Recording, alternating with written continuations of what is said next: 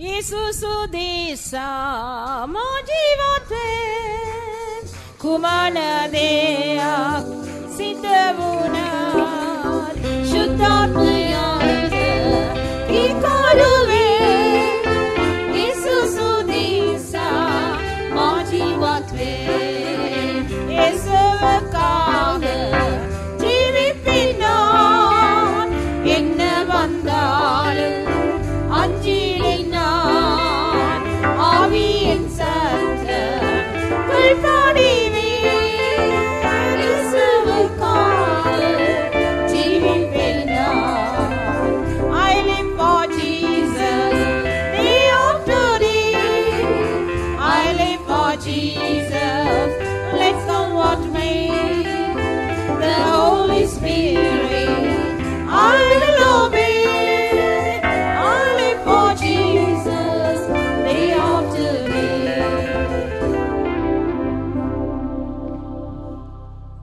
கர்த்தருடைய பரிசுத்த நாமத்துக்கு மகிமை உண்டாவதாக. දෙවියන්ගේ සුද්ධ නාමයට ගෞරවය වේවා. May the holy name of the Lord be glorified. இந்த இரண்டாம் நாள் மாலை வேளையிலே உங்களை சந்திப்பதில் கிறிஸ்துவுக்குள் சந்தோஷப்படுகிறோம். මේ දෙවන දින සන්ධ්‍යාවේ ඔබ සම්මුඛ වීම පිළිබඳ ක්‍රිස්තුස් වහන්සේ තුල සන්තෝෂයට We're පත් truly වෙනවා. happy in the Lord Jesus Christ for having got this opportunity to meet you all even on the second day of this series of Bible studies. அபிஷேகமும் அற்புத வாழ்வும் என்ற தலைப்பிலே கர்த்தர் நம்மோடு இந்த நாட்களிலே இடைப்பட்டு கொண்டு வருகிறார். දිව්‍ය ලේපේ තුලින් ආශ්චර්යමත් ජීවිතය කියන මාතෘකාව යටතේ මේ දිනවල දිනවාසී අප සමග ක්‍රියා කරමින් සිටින සේක. And in these days the Lord has been interacting through the word of God even based on the theme the anointing and the amazing life through the anointing. ஒரு சாதாரண மனிதனை இந்த அபிஷேகம் ஆட்கொள்ளும் பொழுது அவனுடைய வாழ்க்கை எவ்வளவு அற்புதமாக மாறுகிறது என்பதுதான் நம்முடைய சப்ஜெக்ட். සාමාන්‍ය පුද්ගලයෙකු තුල මේ ආලේපේ බලපවත්වද්දී ඔහුගේ ජීවිතේ කොයිතරම් ආශ්චර්යවත් එකක් වෙනවාද යන්න පිළිබඳවයි අප කරුණු හදාරන්නේ. And the subject of our Bible studies is such that as to how the Lord's anointing, when it enters into an ordinary man, as to how it has an impact and a special work in him, how he does that great, amazing, brings about amazing life in man. ஒன்றுமில்லாத ஒரு மனிதன் அந்த அபிஷேகம் வரும் பொழுது அவன் எவ்விதமாய் மகிமையாய் மாற்றப்படுகிறான். කිසිවක් නැත්නම් මිනිසෙක් එම ආලේපේ පැමිණෙන කල්ලි කෙලෙස්ද ඔ තේජවත් පුද්ගලයෙක් බවට පරිවර්තනය වන්නේ පිළිබඳ. A man who is nothing, when the anointing of the Lord descends into such a man, how he becomes a glorious person. நேற்று பெசலேயேல் என்கிற ஒரு தனி மனிதனை கர்த்தர் எடுத்து அபிஷேகத்தினால் அவன் மூலமாய் தேவனுடைய வாசஸ்தலத்தின் பனிமூட்டுகளை எவ்விதமாய் செய்தார் என்பதை நாம் நேற்று கண்டறிந்தோம். ඊයේ දවසේ බෙචෙල් නැමැති පුද්ගලයා තුලින් ඔහු ආලේප කරමින් ඔහු තුලින් මණ්ඩපයේ උපකරණ කෙලෙස සෑදුවාද කියා අපි අධ්‍යයනය කළා. We considered it yesterday as to how the Lord called and chose a person called Bezalel, and as to how the Lord through him made all the equipment and the objects that were necessary for the tabernacle, and how the Lord utilized him. இன்றைக்கும் ஒரு மனிதனை நாம் சிந்திக்க போகிறோம். අදත් පුද්ගලයෙක් ගැන අප සලකා බලන්නට යනවා. Even today we are going to consider another person. முதலாம் சாமுவேல் 16ஆம் அதிகாரம் 3ஆம் வசனம். පළවෙනි සාමුවෙල් 16 වෙනි පරිච්ඡේදයේ 3 වෙනි පදය. 1 Samuel chapter 16 verse 3. And call Jesse to the sacrifice, and I will shew thee what thou shalt do, and thou shalt anoint unto me him whom I name unto thee. යෙසේද පූජාවට කැඳවා ගනින්න. එවිට නුඹ විසින් කටයුතු දේ මම නුඹට පෙන්වන්නෙමි. මා නුඹට කියන තැනැත්තා මට ආලේප කරා පැන්නයි කීසේක. ஈசாயை பலிவிருந்துக்கு அழைப்பாயாக, அப்பொழுது நீ செய்ய வேண்டியதை நான் உனக்கு அறிவிப்பேன். நான் உனக்கு சொல்லுகிறவனை எனக்காக அபிஷேகம் பண்ணுவாயாக என்றார். கர்த்தருடைய பரிசுத்த நாமத்துக்கு மகிமை உண்டாவதாக. දෙවියන්ගේ සුද්ධ නාමයට ගෞරවය වේවා. Glory be unto the name of God. தாவீது என்கிற மனிதனை தேவன் தனக்காக அபிஷேகம் பண்ணுகிறதை அங்கே நாம் வாசிக்கிறோம். දාවිත් නැමැත්තව දෙවියන් වහන්සේ තමන් වහන්සේට ආලේප කරන අයුරු මෙම ස්ථානයේ අපි කියවනවා. We read here as to how the Lord anoints a person called David for himself. அதற்கு முன்பாக ஏற்கனவே ஒருவன் ராஜாவாக அபிஷேகம் பண்ணப்பட்டு ராஜாவாக ஆக்டிங்ல இருக்கிறார். ඊට පෙර ආතුම කෙනෙක් රජ වශයෙන් ආලේප කරන ලැබ රජ වශයෙන් කටයුතු කරමින් සිටියා. Prior to this incident, we see that there was another person who was anointed as the king and he was in his regime. ஆனால் அவனுடைய அபிஷேகத்தினுடைய நோக்கம் வேறு, இவனை தேவன் அபிஷேகித்ததின் நோக்கம் வேறு. නමුත් ඔහු ආලේප කළ අරමුණ වෙනස්. දින්වාසේ මේ තැනතම ආලේප කළේ වෙනත් අරමුණක් ඇතිවයි. But the purpose for which the Lord anointed that person was different, contrary, different from the reason the Lord anointed this man to be the king. முதலாம் சாமுவேல் 9ஆம் அதிகாரம் 16ஆம் வசனத்தை பார்க்கும் பொழுது இங்கே சவுலை கர்த்தர் ஜனத்தின் அதிபதியாக அபிஷேகம் பண்ணுவார். පළවෙනි සාමයේ 9 පරිච්ඡේද 16 වෙනි පද කියන කල්ලි ස්වාමීන් වහන්සේ සෙනවිකරගේ අධිපතියා කොට සාවුල් ආලේප කළ බව කියා තිබේ. It says here in Samuel chapter 9 verse 16 that the Lord shall anoint Saul to be the captain over the people Israel. இன்னொரு பகுதியிலே பார்க்கும் பொழுது முதலாம் சாமுவேல் 10ஆம் அதிகாரம் முதலாம் வசனத்தில் பார்க்கும் பொழுது இஸ்ரவேலின் மேல் தேவனுடைய சுதந்திரத்தின் மேல் சவுல் தலைவனாக அபிஷேகம் பண்ணப்படுகிறான். තවත් ආකාරකින් බලන කල්ලි පළවෙනි සාමයේ 10 පරිච්ඡේදයේ පළමන පදෙහි ඊශ්‍රායල් සෙනඟ කෙරෙහි උන්වහන්සේගේ උරුමය කෙරෙහි අධිපතියා කොට සාවුල් ආලේප කරන ලැබුවායයි අපි කියනවා. And another place according to 1 Samuel chapter 10 verse 1 we see as to how Saul was anointed by the Lord to be captain over his inheritance. இந்த இரண்டு வசனங்களை பார்க்கும் பொழுது சவுலின் அபிஷேகம் ஒரு அதிபதியின் அபிஷேகம் இல்லாவிட்டால் ஒரு தலைவனுடைய அபிஷேகம். මේ පද අනුව සාවුල්ට ලැබුණ ආලේපය අධිපතියගේ ආලේපය එසේ නැත්නම් නායක තනතුරක් දැරීමේ ආලේපය තිබෙනවා. So when we consider these two verses we see that the anointing which Saul received was an anointing pertaining to a captain or to be a leader. ஆனால் முதலாம் சாமுவேல் 16ஆம் அதிகாரம் 3ஆம் வசனத்திலே தாவீதை தேவன் அபிஷேகம் பண்ணினது தலைவனாகவும் அல்ல அதிபதியாகவும் அல்ல, எனக்காக அவனை அபிஷேகம் பண்ணு என்று தனக்கு என்று அவனை அபிஷேகம் பண்ணினார். නමුත් පළවෙනි සාමුවෙල් 16 වෙනි පරිච්ඡේදයේ 3 වෙනි පදයේ කියවන අවස්ථාවේදී දාවිත වනහි අධිපතියෙක් වශයෙන් හෝ නායකයන් වශයෙන් හෝ දෙනවාසේ ආලේප කළේ නැහැ. මා උදෙසා දාවිත ආලේප කරන්න කියා ස්වාමින් වහන්සේ උදෙසා ඔබ ආලේප කරන ලෙස පවසා ඇති බව අපි කියනවා. But according to 1 Samuel chapter 16 verse 3 we see that David was not anointed with that purpose to be a captain or a leader, but the Lord says anoint him unto me and so that he would be anointed unto me. முதலாவது நீங்கள் பெற்ற அபிஷேகத்தினுடைய தன்மை என்ன என்பதை நீங்கள் விளங்க வேண்டும். පළමුවට ඔබ ලබාගත් ආලේපයේ தත්ත්වය කෙබඳුද යන්න ඔබ දැනගත යුතුයි. Firstly you need to know the state of the anointing that you have received. உங்கள் மேல் உள்ள அபிஷேகம் ராஜாவின் அபிஷேகமா? ඔබ කරා පැමිණ තිබෙන ආලේපය රජ කෙනෙකුට අදාළ ආලේපයක්ද? The anointing that you have received, is it an anointing pertaining to a king? இல்லாவிட்டால் உங்கள் மேல் உள்ள அபிஷேகம் ஆசாரியனுடைய அபிஷேகமா? එසේ නැත්නම් ඔබ කරා පැමිණ ඇති ආලේපය පූජකයෙකුට අදාළ ආලේපයක්ද? Or is the anointing that you have received, is it an anointing pertaining to a priest? இல்லாவிட்டால் உங்கள் மேல் உள்ள அபிஷேகம் தீர்க்கதரிசியின் அபிஷேகமா? එසේ නැත්නම් ඔබ කරා පැමිණ ඇති ආලේපය අනාගත වක්තුරුවරයෙකුට අයිති ආලේපයක්ද? Or is the anointing that you have received, is it an anointing pertaining to a prophet? இல்லாவிட்டால் உங்கள் மேல் உள்ள அபிஷேகம் காப்பாற்றுகிறதற்காக உங்களுக்கு கொடுக்கப்பட்ட அபிஷேகமா? එසේ නැත්නම් ඔබට තිබෙනා ආලේපය ආරක්ෂා කරන පිණිස දෙන ලැබු ආලේපයක්ද? Or else is it that anointing that is been given to you, an anointing in order to preserve or for protection? இல்லாவிட்டால் உங்கள் மேல் உள்ள அபிஷேகம் சுவிசேஷகனுடைய அபிஷேகமா? එසේ නැත්නම් ඔබට පැමිණ ඇති ආලේපය සුභාරංචි ප්‍රකාශකගේ ආලේපයක්ද? Or is the anointing that you have received, is it something pertaining to preaching the gospel? நம்மில் அநேகர் அபிஷேகம் பெற்றிருக்கிறோம், ஆனால் எதற்காக நாம் யார் அபிஷேகத்தின் மூலமாக நாம் யாராய் மாற வேண்டும் என்று தேவன் சித்தம் வைத்திருக்கிறார் என்பது அநேகருக்கு தெரியாது. අපෙන් බොහෝ දෙනෙක් ආලේපය ලබා සිටිනවා. නමුත් මේ ආලේපය තුලින් අප කෙබඳු අයෙක් බවට පත් වී යුතුයි කියලා දේන් වහන්සේ අදහස් කර තිබෙනවාද යන්න පිළිබඳ ඔවුන් නොදන්නව තත්ත්වයක පසු වෙනවා. Many among us are spirit baptized, but we do not know as to why or the purpose for which the Lord has anointed each one of us. முதலாம் ராஜாக்கள் முதலாம் அதிகாரம் 34ஆம் வசனத்தை பார்க்கும் பொழுது ராஜாவாக ஒரு மனிதன் அபிஷேகம் பண்ணப்படுகிறார். කලින් රාජාලේ පළන පරිච්ඡේදයේ 37 වෙනි පදයේ කියවන කල්ලි පුද්ගලෙක් රජ වශයෙන් ආලේප කරන ලබන බව අපි එහි කියවනවා. In 1 Kings chapter 1 verse 34 we see that there was a person who was anointed anointed to become a king. யாத்திராகமம் 30ஆம் அதிகாரம் 30ஆம் வசனத்தை பார்க்கும் பொழுது ஒருவன் ஆசாரியனாக அபிஷேகம் பண்ணப்படுகிறான். නික්මයාම 30 වන පරිච්ඡේදය 30 වන පද කියවන කල්ලි කෙනෙකු පූජකෙක් වශයෙන් ආලේප කරන බව අපි දකිනවා. And when we shall read Exodus chapter 30 verse 30, we see that a person was anointed to become a priest. முதலாம் ராஜாக்கள் 19ஆம் அதிகாரம் 16ஆம் வசனத்திலே தீர்க்கதரிசியாக ஒருவன் அபிஷேகம் பண்ணப்படுகிறான். පළවෙනි රාජාල 19 වන පරිච්ඡේදය 16 වන පදයේ පුද්ගලයෙක් අනාගත කතුරු වක්තුවරයෙක් වශයෙන්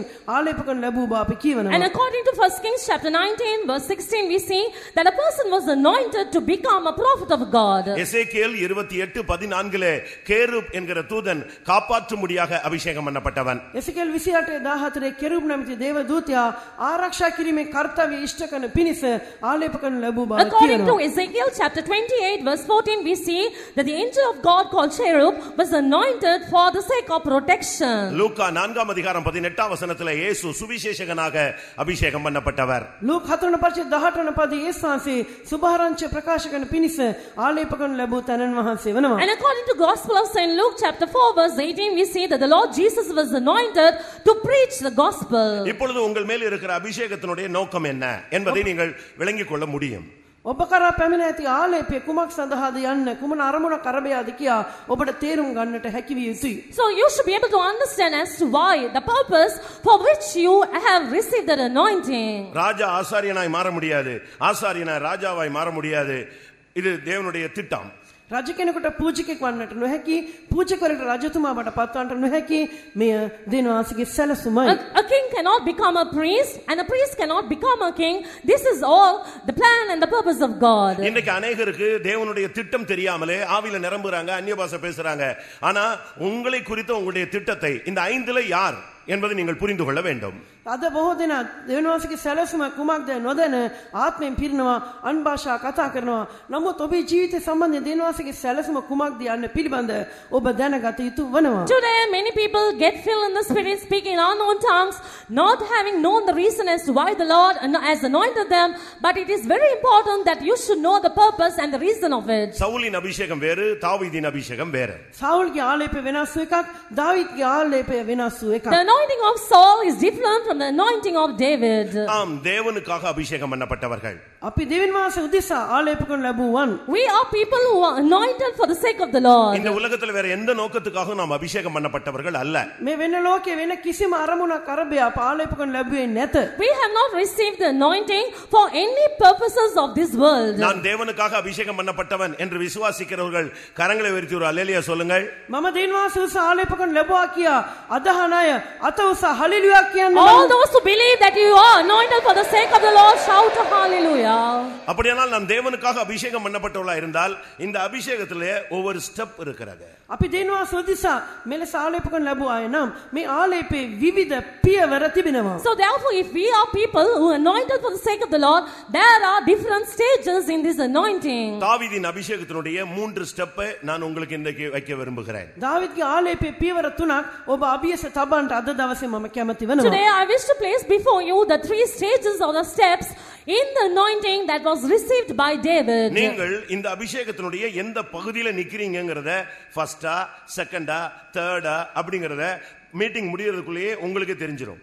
ඔබ මේ ආලේපේ පළවන අධියරේද දෙවන අධියරේද තුන්වන අධියරේද සිටින්නේ කියා මේ රැසීම නිමවන විටම ඔබට වැටහේ. So by the conclusion of this very meeting, you would be able to understand whether you are at the first or the second or the third stage of this anointing. 3 விசை தாவீது அபிஷேகம் பண்ணப்பட்டான். දාවීද් තුන්වරක් ආලේප කරන ලැබුවා. David was anointed 3 times. இந்த 3 அபிஷேகத்துக்கும் 3 செயல்பாடுகள் இருக்கு. මේ ආලේප තුනටම ක්‍රියාකාරීත්වයන් තුනක් තිබෙනවා. And there are 3 different kinds of manifestation in these 3 stages. ஒருவேளை அபிஷேகம் பெற்ற ஒரு சிலர் இந்த ஃபர்ஸ்ட் ஸ்டேஜ்லயே நின்னுட்டு ஓட்டத்தை முடிக்கிறாங்க. සම ආලේප ලැබු සමහරු මේ පළවන අධියරේම රැඳී සිටමින් Tamanගේ දිවීම නිමාවට පත් කරනවා. There are some people who receive the anointing and they end their lives being in the first stage of this anointing. ஒரு சிலர் இரண்டாவது ஸ்டேஜ்ல வந்து ஓட்டத்தை முடிச்சிடுறாங்க. තවත් සමහර දෙවන අධියරට ඇවිත් Tamanගේ දිවීම අවසන් කරනවා. Some people reach the second stage and finish their race. இது ஊழியக்காரங்களோ விசுவாசிகளோ அது பூரணத்தை சந்திக்காமல் ஓட்டத்தை முடிக்கிறார்கள் என்று அர்த்தம். මේ සේවකයන් වියක ඇදලිවන්තයන් වියක තමුන්ගේ ජීවිතේ සම්පූර්ණත්වයට එළඹෙන්නේ නැතුව දීවීම නිම කරන බව පෙන්වයි. So it could be a servant of God or a believer. It only means that they finish their race without attaining perfection. ஆனால் மூன்றாவது பகுதியிலே அவர்கள் வந்து அவர்கள் ஓட்டத்தை முடித்தால் அவர்கள் பூரணத்தில் அவர்கள் ஓட்டத்தை முடிக்கிறார். නමුත් තුන්වන අධ්‍යයට ඇවිත් ඔවුන් තමුන්ගේ ජීවිතේ නිම කරයි නම් ඔවුන් තමන් සම්පූර්ණත්වයට එළඹ නිමාවට පත් කරන වගයි. But if they would finish their race reaching the third stage in this anointing, it only means that they have attained perfection. Saul ஒரு விசை அபிஷேகம் பண்ணப்பட்டவன். සාවුල් එකවරක් ආලේප කරනු ලැබුවා. Saul was anointed just once. Solomon இரண்டு விசை அபிஷேகம் பண்ணப்பட்டவன். சாலமோன் දෙවරක් ආලේප කරනු ලැබුව කෙනෙක්. Solomon was anointed twice. தாவீது மூன்று விசை அபிஷேகம் பண்ணப்பட்டவன். දාවීද් තුන්වරක් ආලේප කරනු ලැබුව කෙනෙක්. David was anointed thrice. முதலாம் சாமுவேல் 16ஆம் அதிகாரம் 13ஆம் வசனத்திலே தாவீது முதல் அவர்கள் வீட்டில் வைத்து சகோதரர்கள் நடுவிலே குடும்பத்தார் நடுவிலே சாமுவேலால் அபிஷேகம் பண்ணப்படுகிறான். පළමු වරට පළමුව සාමුවෙල් 16 වන පරිච්ඡේද 3 වන පදයේ දාවීද් තමන්ගේ පවුල් නිවසේ තමන්ගේ පවුලේ අය අතරේ තමන්ගේ සහෝදරයන් මැදියේ සාමුවෙල් විසින් ආලේප කරනු ලැබුවා. In the first instance we see about David that David was anointed at his home, in his house, in the midst of his family members, in the place where his own brothers were there. அந்த நிமிஷத்திலிருந்து கர்த்தருடைய ஆவியானவர் அவன் மேல் தங்கி இருந்தார், இறங்கி இருந்தார். ඒ මොහොත පටන් දේවාත්මෙන් වාසේ ආනුභාව සම්පන්නව ඔහු කරා පැමිණ තිබුණා. And from that moment onwards the spirit of the Lord had been resting upon him. நாம் எல்லாரும் அபிஷேகம் பெறும் பொழுது ஃபர்ஸ்ட் இந்த ஸ்டெப்ல தான் நம்ம வந்து நிக்கிறோம். අපි හැම කෙනෙක්ම ආලේපය ලබනකොට පළමුව මෙන්න මෙම පියවරටයි ඇවිත් සිටින්නේ. So initially as we all receive the Holy Spirit, the anointing, we all come to this stage. ஒவ்வொரு ஸ்டேஜ்ல வரும் பொழுதும் அதற்கு ஒவ்வொரு செயல்பாடு இருக்கு. එක එක අවධියට අපි එළඹෙත්ම ඒ එක එක විශේෂ ක්‍රියාකාරීත්වයක් තිබෙනවා. So even as we reach each stage, there are different manifestations in each one of them. இந்த முதலாவது அபிஷேகம் பெற்ற உடனே அவன் சிங்காசனத்தில் வந்து உட்கார்ந்து விடவில்லை. මේ ආලේපය පළමුවට ලැබූ සැනින්ම ඇවිත් සිංහාසනේ අසුන් ගත්තේ නැහැ. When he received this anointing for the first time, he did not simply come to the throne and sit over there. இந்த அபிஷேகம் பெற்ற பின்புதான் அவனுடைய வாழ்விலே போராட்டம், இல்லாவிட்டால் பிரச்சனை, இல்லாவிட்டால் குழப்பம், இல்லாவிட்டால் கேள்விகள் இவைகள் துவங்க ஆரம்பிக்கிறது. ඔව් මේ පළමු ආලේපය ලැබීමෙන් පස්සෙයි ඔහුගේ ජීවිතේ පොරබැදීම් නැත්නම් ප්‍රශ්න කැළඹීම් කරදර ආරම්භ වූයේ. It was at the time when he received this anointing that the problem, the difficulty, all the distress and the calamity and all sorts of calamity started in his life. ஒரு ஆடு மேய்த்தவனை கர்த்தர் அபிஷேகம் பண்ணி ராஜாவாக மாற்றுகிற ஒரு பாதை. බැටළු පාලනය කරමින් සිටිය කෙනෙක්ව ආලේප කරමින් රජ බවට පත් කිරීමට දෙන්වාසේ මාර්ගයකට අවතීර්ණ කරන්නා වූ ආකාරයක්. So it was such an instance where the Lord separated a person who was rearing, looking after the sheep, and separated him, anointed him to become the king. ஆவியானவருக்கு படிப்பு, ஞானம், இந்த உலக பிரகாரமான அறிவு, புத்தி இதெல்லாம் அவருக்கு தேவையில்லை. ආත්මෙන් වාසයේ මේ ලෝක ප්‍රකාරයෙන් දැනුම, අධ්‍යාපනය, බුද්ධිය මේ ආදී දේවල් අවශ්‍ය වන්නේ නැහැ. For such a man, the worldly knowledge or skill or talent or any wisdom or any prudence or any worldly knowledge, they are not necessary. அபிஷேகத்துக்கு கீழ்ப்பட்டு வாழ்கிற ஒரு மனிதன் மாத்திரம் தான் அவருக்கு தேவை. ආත්මෙන් වාසයට අවශ්‍ය වන්නේ ආලේපයට අවනත ජීවත් වන්නා පුද්ගලෙක් පමණයි. The Spirit of the Lord needs only one man who shall be submissive to his guidance. இந்த அபிஷேகம் பெற்ற பின்பு இவனுடைய வாழ்வில் உள்ள மாற்றங்கள் என்ன? මේ ආලේපය ලැබෙන පසු ඔහුගේ ජීවිතයේ සිදු විපර්යාසයන් මොනවාද? And after he received this anointing, what are the changes that took place in his life? இந்த அபிஷேகம் பெற்ற பின்பு முதலாம் சாமுவேல் 16:18ல அவனுடைய வாழ்வின் ஒவ்வொரு பகுதி சொல்லப்பட்டிருக்கிறது. මේ ආලේපය ලැබෙන පසු පළමුව සාමුවෙල් 16 වන පරිච්ඡේදයේ 18 වන පදයේ ඔහුගේ ජීවිතයේ එක එක අංශ ඉදිරිපත් කර තිබෙනවා. And after receiving this anointing, there are different things that are spoken of about him. In 1 Samuel chapter 16 verse 18. அங்கே சொல்லப்பட்டிருக்கிறது அவன் வாசிப்பதில் சுரமண்டலம் வாசிப்பதில் தேறினவன். அந்த சுரமண்டலம் அவன் கரெக்ட்டா வாசிச்சிட்டான்னு சொன்னா பிசாசுலாம் ஓட ஆரம்பிக்கும். ඔව් ගායනා කරන්නට සමත් එසේ නැත්නම් වීණාව සමර්ථ ලෙස වාදනය කරන්න පුළුවන් කෙනෙක් කියලා තිබෙනවා. ඔව් වීණාව මනමින් වාදනය කරා නම් යක්ෂයන් පලා දුවනවා. As one of those things it says about David that he was cunning in playing the harp, which means when he plays the harp so cunningly that the devils would flee from the place. இந்த அபிஷேகம் வந்த பொழுது அவன் பராக்கிரமசாலியாய் மாறினான். මේ ආලේපේ පැමිණ කල්ලි ඔව් බලවත් වික්‍රමාන්විත පුරුෂයෙක් බඩපත් වුණා. And when the anointing comes upon him, he becomes a mighty valiant man. இந்த அபிஷேகம் வந்த பொழுது அவன் ஒரு யுத்த வீரனாய் மாறினான். මේ ආලේපේ ඔව් කරා පැමිණ විට යුද්ධකාරයෙක් බඩපත් වුණා. When the anointing came upon him, he became a man of war. இந்த அபிஷேகம் வந்த பின்பு அவன் காரிய சமர்த்தனாய் மாறினான். ඔව් මේ ආලේපේ ඔව් කරා පැමිණ විට කතාවේ දක්ෂ පුද්ගලෙක් බඩපත් වුණා. When the anointing came upon him, he became prudent in matters. இந்த அபிஷேகம் வந்த பின்பு அவன் சௌந்தரியம் உள்ளவனாய் மாறினான். මේ ආලේපේ ඔව් කරා පහළ වීමෙන් අනතුර ඔව් රූප සම්පන්න පුද්ගලෙක් බඩපත් වුණා. When the anointing descended upon him, he became a comely person. இந்த அபிஷேகத்துக்கு பிறகு தேவன் அவனோடு கூடயே இருந்தார். මේ ආලේපේ ලැබීමෙන් අනතුර දේවවාසව සමගම සිටිසේක. After he received this anointing, the Lord was ever with him. இந்த அபிஷேகத்துக்கு பின்பு ஒரு விசை சிங்கம் வந்து ஒரு ஆட்டுக்குட்டியை பிடித்தது. இவன் அதை அடித்து கிழித்து அந்த ஆட்டுக்குட்டியை தப்புவித்தான். මේ ආලේපේ ලබා ගැනීමෙන් පසු එක් අවස්ථාවක සිංහයෙක් බැටළු පැටයක අල්ලගත්තා. ඔව් සිංහයා ඉරා දමා ඒ බැටළු පැටව බේරා ගත්තා. After he received this anointing, there was an instance when a lion caught one of the sheep. He made the sheep to escape by beating it and tearing the lion. இன்னொரு விசை ஒரு கரடி வந்தது, அதையும் கொன்று போட்டான். තවත් අවස්ථාවක වලසෙක් පැමිණියා, වලසාවද මරා දැමුවා. In another instance, the bear came, he killed the bear too. பிரியமானவர்களே, முதலாவது நீங்கள் அபிஷேகம் பெற்ற உடனே பிசாசுகளை துரத்தலாம், காரிய சமர்த்தர்களாய் மாறலாம், கர்த்தர் உங்களோடு கூட இருப்பதை நீங்கள் உணரலாம், நீங்கள் ஜெபத்திலே ஒரு வைராக்கியம் உள்ளவர்களாய் மாறலாம். පෙමෙතන ඔබ ආලේපේ ලැබූ සැනින් ඔබ යක්ෂයන් පළවා හැරිය හැක, වැඩි දක්ෂ පුද්ගලෙක් විය හැක, දෙන්වාස ඔබ සමග සිටිනවා ඇත. ඔබ බලවත් ක්‍රියාවන් වල යෙදමින් බලගත් යාඥා විරුවෙක්ව දකින්න ලැබිය හැක. Dear ones, as you receive the anointing of the Lord, you too can become a mighty valiant person who shall be prudent in matters, who shall be used mightily by the Lord too. சிங்கத்தை நீங்கள் மேற்கொள்ள முடியும். ඔබට සිංහයාගෙන් ජය ගන්න පුළුවන් වෙනවා ඇති. You shall be able to overcome the lion. கரடியை மேற்கொள்ள முடியும். වලසාගෙන් ජය ගන්නවා ඇති. You would be able to overcome the bear. விழுந்து போன வல்லமைகளை நீங்கள் மேற்கொள்ள முடியும். වැටි ගියව බලවේග වලින් ඔබට ජය ගන්න පුළුවන් වෙයි. You would be able to overcome all the fallen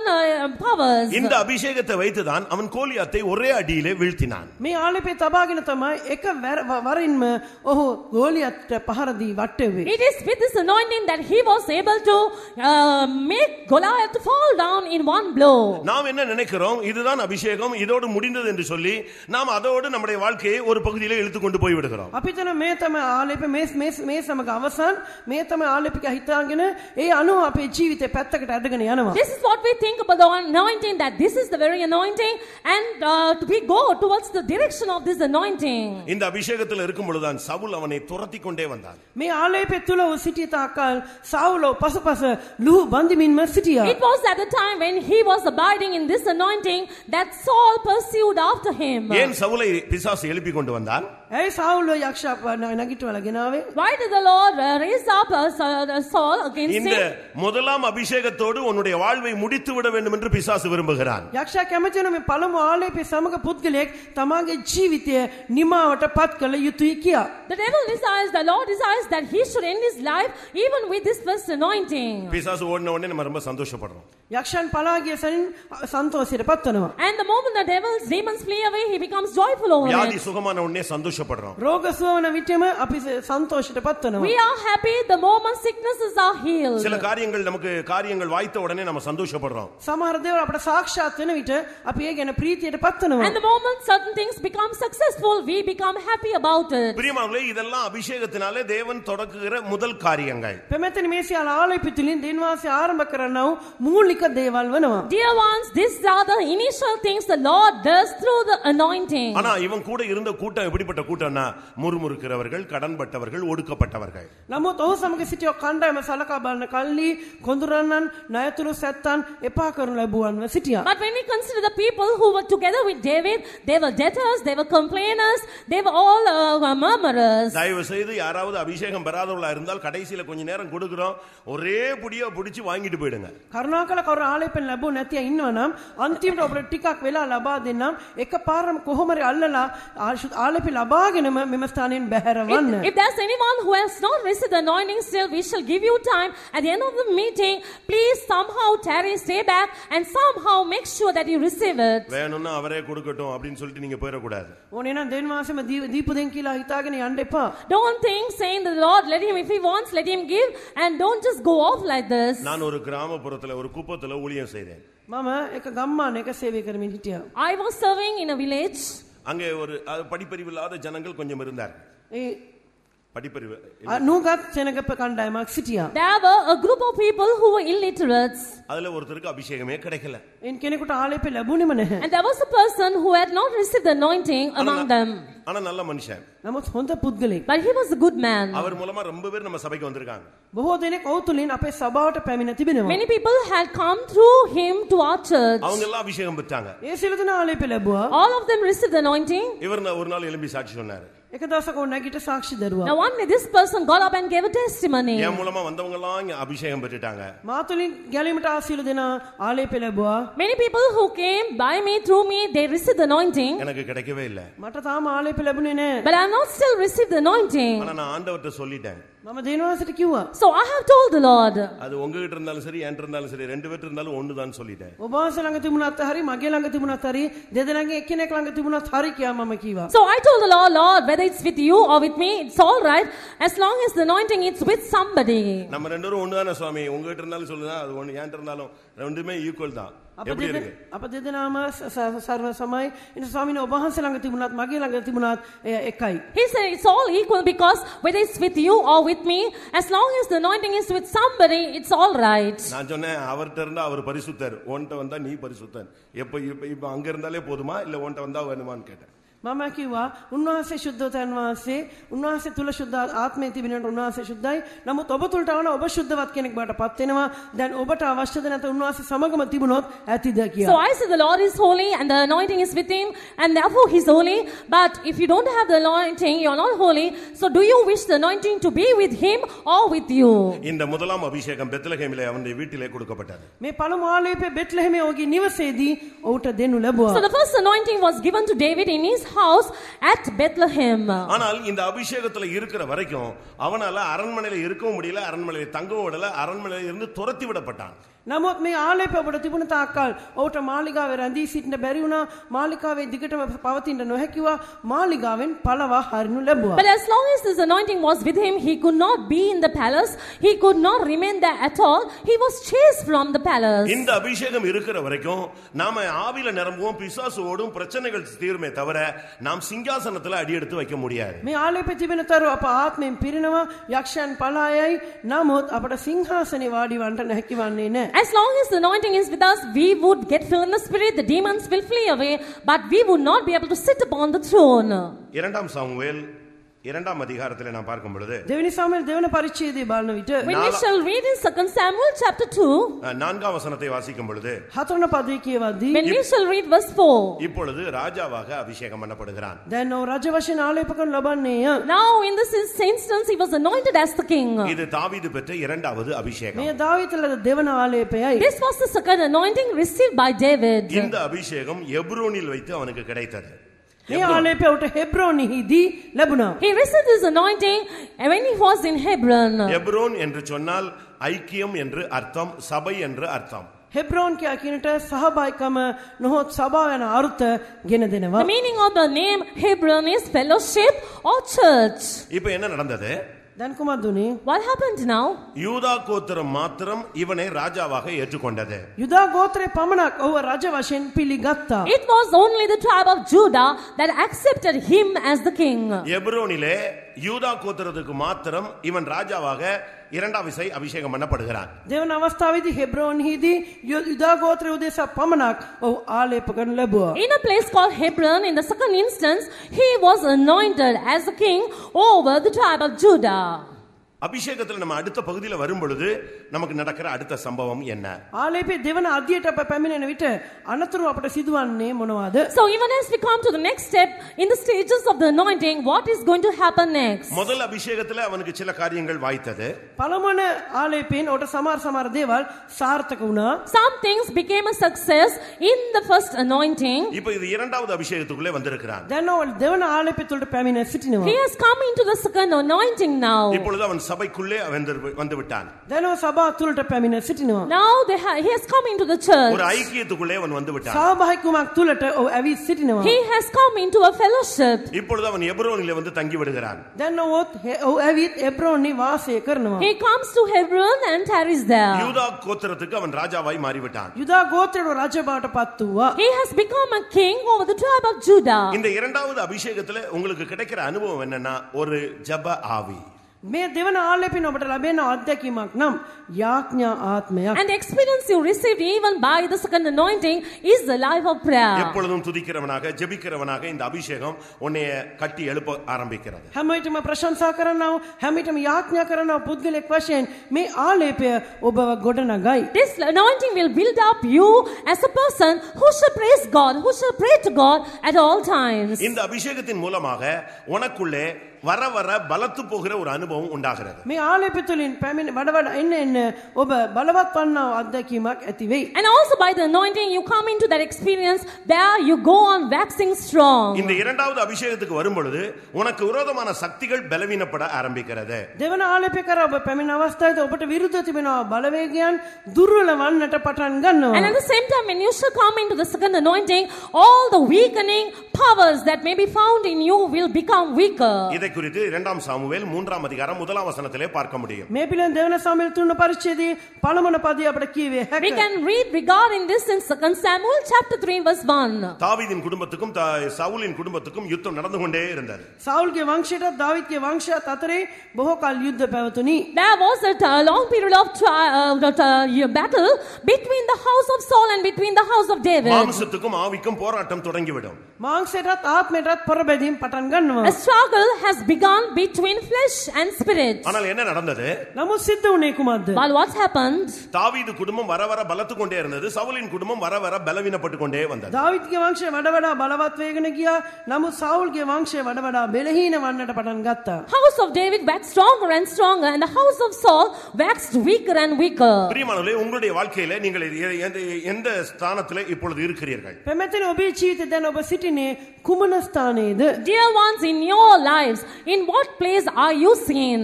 இந்த எப்ரோனில் 7.5 வருடம் இவன் ராஜாவாக இருந்தான். මේ හෙබ්‍රෝනි අවුරුදු 7 මාරක කාලයක් ඔව් රජ වශයෙන් දකින්න ලැබුවා. He was seen as a king in this place called Hebron for a period of 7.5 years. அங்கேயே அவன் 7.5 வருஷம் அதே லைஃப் தான். அதுல எந்த மாற்றமும் இல்ல. நம்ம சபையில கூட பாருங்க ஒரே அந்நிய பாஷையை சாகுற வரைக்கும் பேசுறவங்க எல்லாம் இருக்காங்க. ඒ අවුරුදු 7 මාර ඒ එකම ජීවිතේ එකම ස්ථානයේ තමයි සිටියේ. මේ ආකාර බලන්න අපෙන් සමහරුත් එකම අන්‍ය භාෂා මරණ තුරුම කතා කර කර ඉන්නවා. In that same place he was tarrying for 7.5 years. Even in our church, in our congregation, you see people who speak the same tongues, unknown tongues, till the point of their death. பரிசுத்த ஆவியின் புதிதாகுதல் என்பது என்னப்படும் பொழுது நவமான பாஷைகளை புதிதான பாஷைகளை பேசுவார்கள் என்று வேதம் சுட்டிக்காட்டுகிறது. ශුද්ධාත්මයන් වහන්සේගේ නවීකරණයට අලුත් කරන ලැබීමට භාජන අවස්ථාවේදී අලුත් භාෂා කතා කරන බව කියා තිබෙනවා. The word of God pinpoints saying that each time when you have the infilling of the Spirit, that they shall speak in new tongues.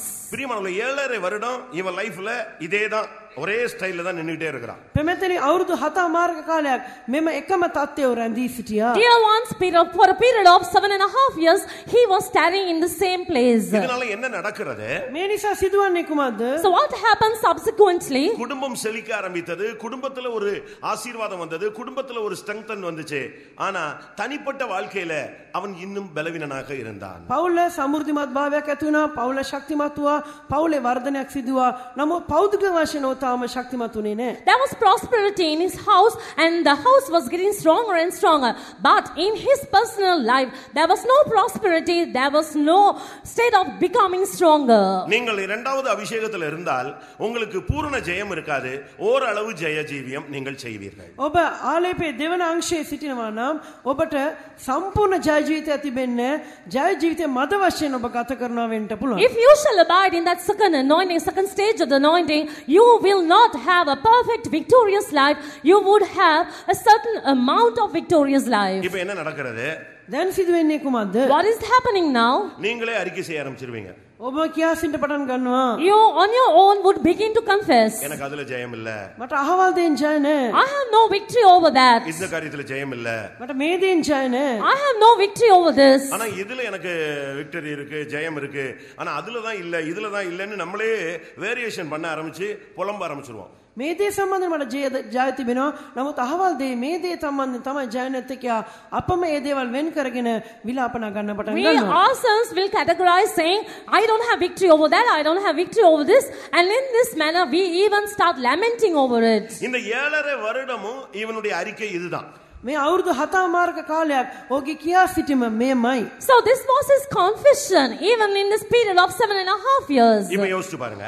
දැන් හිතලා බලන්න. Now just think and see. ஞானசானம் பெறும்பொழுது பாவங்கள் கழுவப்பட்டது, பாவம் மன்னிக்கப்பட்டது, பாவம் இல்லை என்கிற அறிக்கையோட தான் உங்களுக்கு ஞானசானமே கொடுக்கறாங்க. වතුර බවසින්ද පාප සෝදන ලැබුවා, පාප කමා ලැබුවා, පාපයක්ම නැහැ කියන කියා සිටීම මත තමයි ඔබට වතුර බවසින් මෙම දෙන්නේ. Now it is at the time when you take water baptism, we assume, we reckon that there is no more sin in you, that you are cleansed from all your sins, that you have received the forgiveness of sins. கடைசியா சொல்றீங்க இனிமே நான் பாவம் செய்ய மாட்டேன் அப்படினு ஒரு தீர்மானம் எடுக்கறீங்க. අවසානයේදී මින්මතු පවු නොකරමි කියන තීරණයකට ඔබ එළඹෙනවා. Eventually you even come to a decision saying, I will not sin anymore. இப்போ நீங்க சர்ச்சில மெம்பர் ஆயிடுறீங்க. දැන් සභාවේ සමාජිකවට පත් වෙනවා. And you become a member in the church. இப்போ கிருபையுள்ள தேவன் ஒரு சிலரை அபிஷேகமும் பண்ணி விடுகிறார். දැන් කරුණාබරත දිනවාසෙත් සමහරුණු ආලේප කරනවා. And the Lord graciously anoints certain people too. ஆனா இன்னைக்கும் பாருங்க, ஒரு சிலர் அந்த பழைய ரட்சிக்கப்பட்ட வருஷத்துல முதல் ராபோஜனத்துல என்ன அறிக்கை செஞ்சாங்களோ அதே பாட்டு மறக்காம அப்படியே பண்ணிட்டே இருக்காங்க. නමුත් සමහර බණ්ඩ අදත් සභාවේ ඒ ගැලීම ලැබූ මුල් කාලේදී මොනවාද කියා සිටියේ ඒ ගීතිකාව අමතක නොකර තාමත් ඒ ගීයම ගායනා කරමින් කියා සිටමින් ඉන්නවා. But look at some people as to how, even before the time of their salvation, whatever they would have been singing or doing, they would be continually doing the same things even after the water baptism. அப்ப என்ன நடந்தது? එසේන මොනවාද උනේ? So what has happened now? நீங்க இரண்டாவது அபிஷேகத்திலயோ முதலாவது அபிஷேகத்திலயோ தேங்கி போய் அப்படி நிக்கிறீங்கன்னு அர்த்தம். පළමන ආලේපේ එසේ නැත්තම් දෙවන ආලේපේ ඔබ එක්තැන් වී ඇන හිටිලා ඉන්නවා. Either in the first stage of the anointing or the second stage, you are still in a stagnant place. இப்ப தாவீதினுடைய அறிக்கை என்ன? දැන් දාවිද්ගේ කියා සිටීම කුමක්ද? What was the confession of David now? இந்த எப்ரோன்ல அபிஷேகம் பண்ணப்பட்டு 7.5 வருஷம் இருக்கிற ஆளு இப்போ ஒரு ஸ்டேட்மெண்ட் சொல்றாரு, ஒரு கன்ஃபஸ் பண்றாரு. හෙබ්‍රෝනි ආලේප ලැබලා අවුරුදු 7මාරක ජීවතුවා දැන් ඔ එක ප්‍රකාශයක් කරනවා, කියා සිටීමක් කරනවා. He received the anointing at Hebron. He tarried there for 7.5 years. He makes a confession now. 2 Samuel 3 அதிகாரம் 39 வசனத்துல தாவீதினுடைய ஒரு அறிக்கை எழுதப்பட்டிருக்கிறது. දෙවන සාමුවෙල් 3 පරිච්ඡේද 39 පදයේ දාවිද්ගේ කියා සිටීමක් ලේඛනගත වී ඇත. We read about the confession of David in 2 Samuel chapter 3 verse 39. நான் ராஜாவாக அபிஷேகம் பண்ணப்பட்டவனாய் இருந்த போதிலும் நான் இன்னும் பலவீனன். මම රජෙමින් ආලේප ලත්තෙක් නොමුත් අද දුර්වලව සිටිමි. And I am this day weak, though anointed king.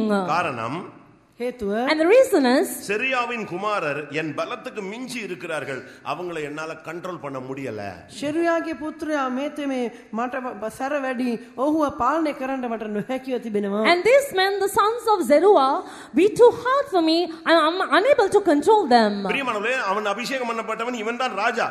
அந்த செரியாவின் குமாரர்கள் எல்லாம் போர் சேவகர்கள், இல்லாவிட்டால் ஸ்தானாபதிகள். முழு பவரும் இவன்ட்ட தான் இருக்கு. ஆனா இவனுடைய இப்போ வெளியரங்கமான அறிக்கை என்னன்னா, நான் இன்னும் பலவீன, என்னை விட அவங்க ஓவர்டேக் பண்றாங்கன்னு சொல்றான். පෙමෙතනි මෝ ආලේප ලැබු තැනත මෝ තමයි රජ. නමුත් මේ ශෙරියාගේ පුත්‍රයා ඔහු සෙබලොන් පමණයි, ඔවුන් අධිපතින් පමණයි. නමුත් දැන් මෝ කියා සිටින්නේ කුමක්ද? ඔවුන් මට සැර වැඩි, ඔවුන් මට වඩා බලගතු, ඔවුන් මැඩපවත්වන්න මට නොහැකිව තිබෙනා යනුවෙනි. Dear ones, David was a king. He was anointed by the Lord.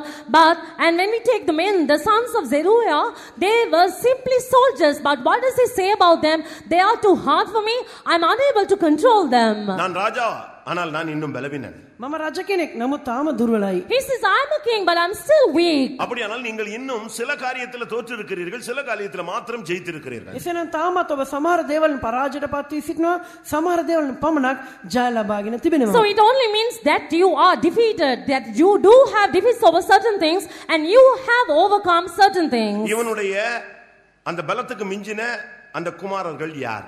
මේ ඔහුගේ බලයට ඉක්මවා සිටියා මේ පුත්‍රයන් කවුද? So who are these sons who were beyond his power, his strength? ஒன்று யோவாப், කෙනෙක් යෝවාබ්, One was Joab, இரண்டாவது அபிசாய், දෙවැන්න අබිෂයි, second it was Abishai, மூன்றாவது ஆசகேல். තුන්වැන්න ආසාහෙල්. thirdly it was Asahel. இந்த மூணு பேருக்கும் மூணு குணங்கள் இருந்தது. அதைத்தான் ஜெயிக்க முடியாம இவன் தடுமாறினான். මේ තුන් දෙනාටම ලක්ෂණ තුනක් ගුණාංග තුනක් තිබුණා. මේ දේවල් වලින් ජය ගන්න බැරුව තමයි ඔහු ලත උනේ. These three men had three different natures and he was struggling so much not being able to overcome those natures. யோவாபுக்கு பழிவாங்கும் தன்மை இருந்தது. යෝවාබ්ට පරිගැනීමේ ගුණය තිබුණා. Joab had the nature of vengeance. அபிசாய்க்கு யாராவது ஏதாவது சொல்லிட்டா தாங்க முடியாத டென்ஷன் ஆயிடுவான். අභිෂයිට යම් දෙයක් යමෙක් කීවනම් ඒ දරා ගන්න බැරි විදියට ඔහු කුපිත වෙනවා. Abishai was such a person where if somebody tells him something, he becomes troubled, he becomes easily tensed up. ஆசைகளுக்கு ஒரு பிடிவாதமான ஸ்டபன் நேச்சர் இருந்தது.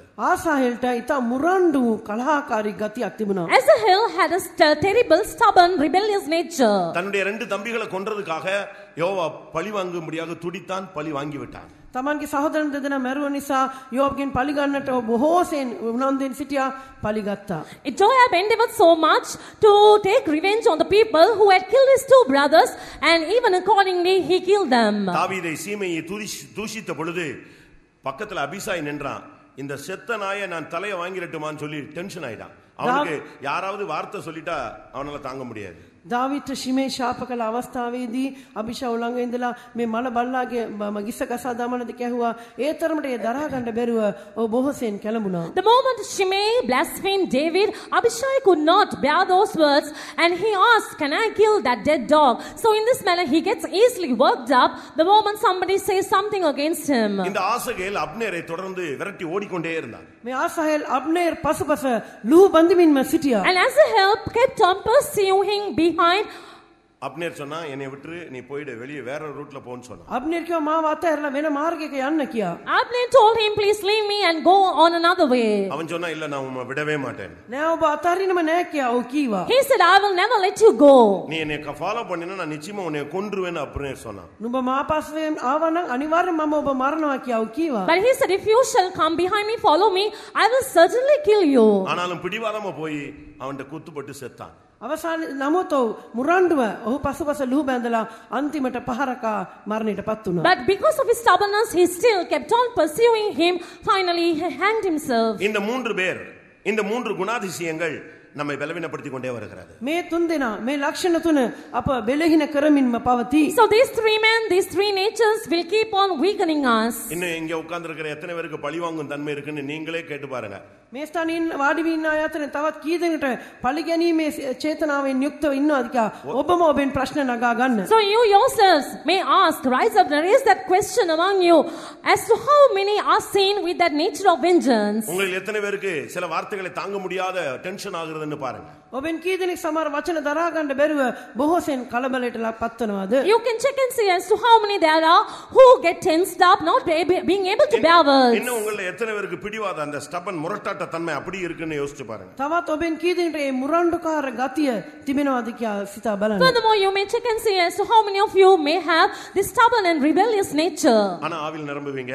නමුත් ආත්මෙන් පිරෙනවා. But still for all, you get filled in the spirit. நல்லா ஜெபம் பண்ணுவீங்க. හොඳට යාඥා You කරනවා. would pray very well. பிசாசுகளை துரத்துவீங்க. යක්ෂයන් පළවා You would හරිනවා. cast out demons. காரிய சமர்த்தர்கள் உங்கள்கிட்ட ஒன்னு சொன்னா அதை சக்சஸ் பண்ணிடுவீங்க. වැඩේ හිතා දක්ෂ යම් දෙයක් ඔබට කියවනම් සාර්ථකව ඉෂ්ට කරනවා. You are very prudent in matters. The moment something is told to you, you would perform it successfully. ஆனா தேவ சமூகத்துக்கு போனா ஐயோ இன்னும் இவ்வளவு குறைகள் இருக்கே அப்படிங்கிற ஒரு உணர்வு உங்களுக்கு உண்டாகிறது. නමුත් දෙන සමගිට කියන අනේ තාමත් මේ තරම් අඩුකම් තිබෙනවා නේ කියනවා හැඟීමක් ඔබ තුලම පහළවනවා. But the moment you go to the presence of God, you do have that thinking, that nature where you see, we say, I have so many shortcomings in my life. ஏன் இந்த கூட்டத்துக்கு உங்களை கொண்டு வந்தாரு? ඇයි මේ රැස්වීමට ඔබ ගෙනාවේ? Why did the Lord bring you for this meeting? உங்களில் अनेகர் ஃபர்ஸ்ட் ஸ்டெப்ல இருக்கீங்க. உங்களை செகண்ட் ஸ்டெப்புக்கு கொண்டு வர கர்த்தர் விரும்புகிறார். உங்களில் அநேகர் செகண்ட் ஸ்டெப்ல இருக்கீங்க. அடுத்த பூர்ணத்துக்கு உங்களை வழிநடத்த முடியாகத்தான் இன்றைக்கு இந்த கூட்டத்துக்கு உன்னை கொண்டு வந்திருக்கிறார். ඔබෙන් බොහෝ දෙනෙක් පළමු පියවරේ සිටිනවා. ඔබ දෙවන පියවරට ගෙනෙන පිණිස. ඔබෙන් බොහෝ දෙනෙක් දෙවන පියවරේ සිටිනවා.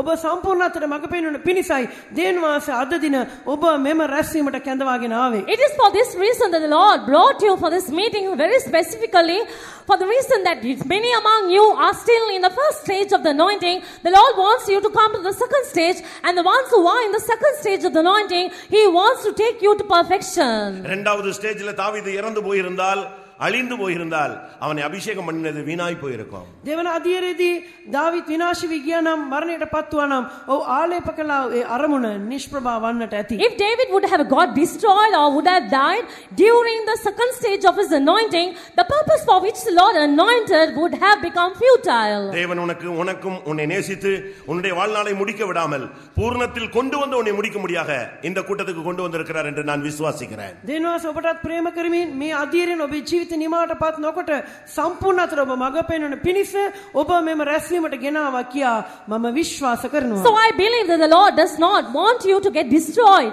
with this stage of the anointing you have received, but with the purpose that you may be brought to perfection.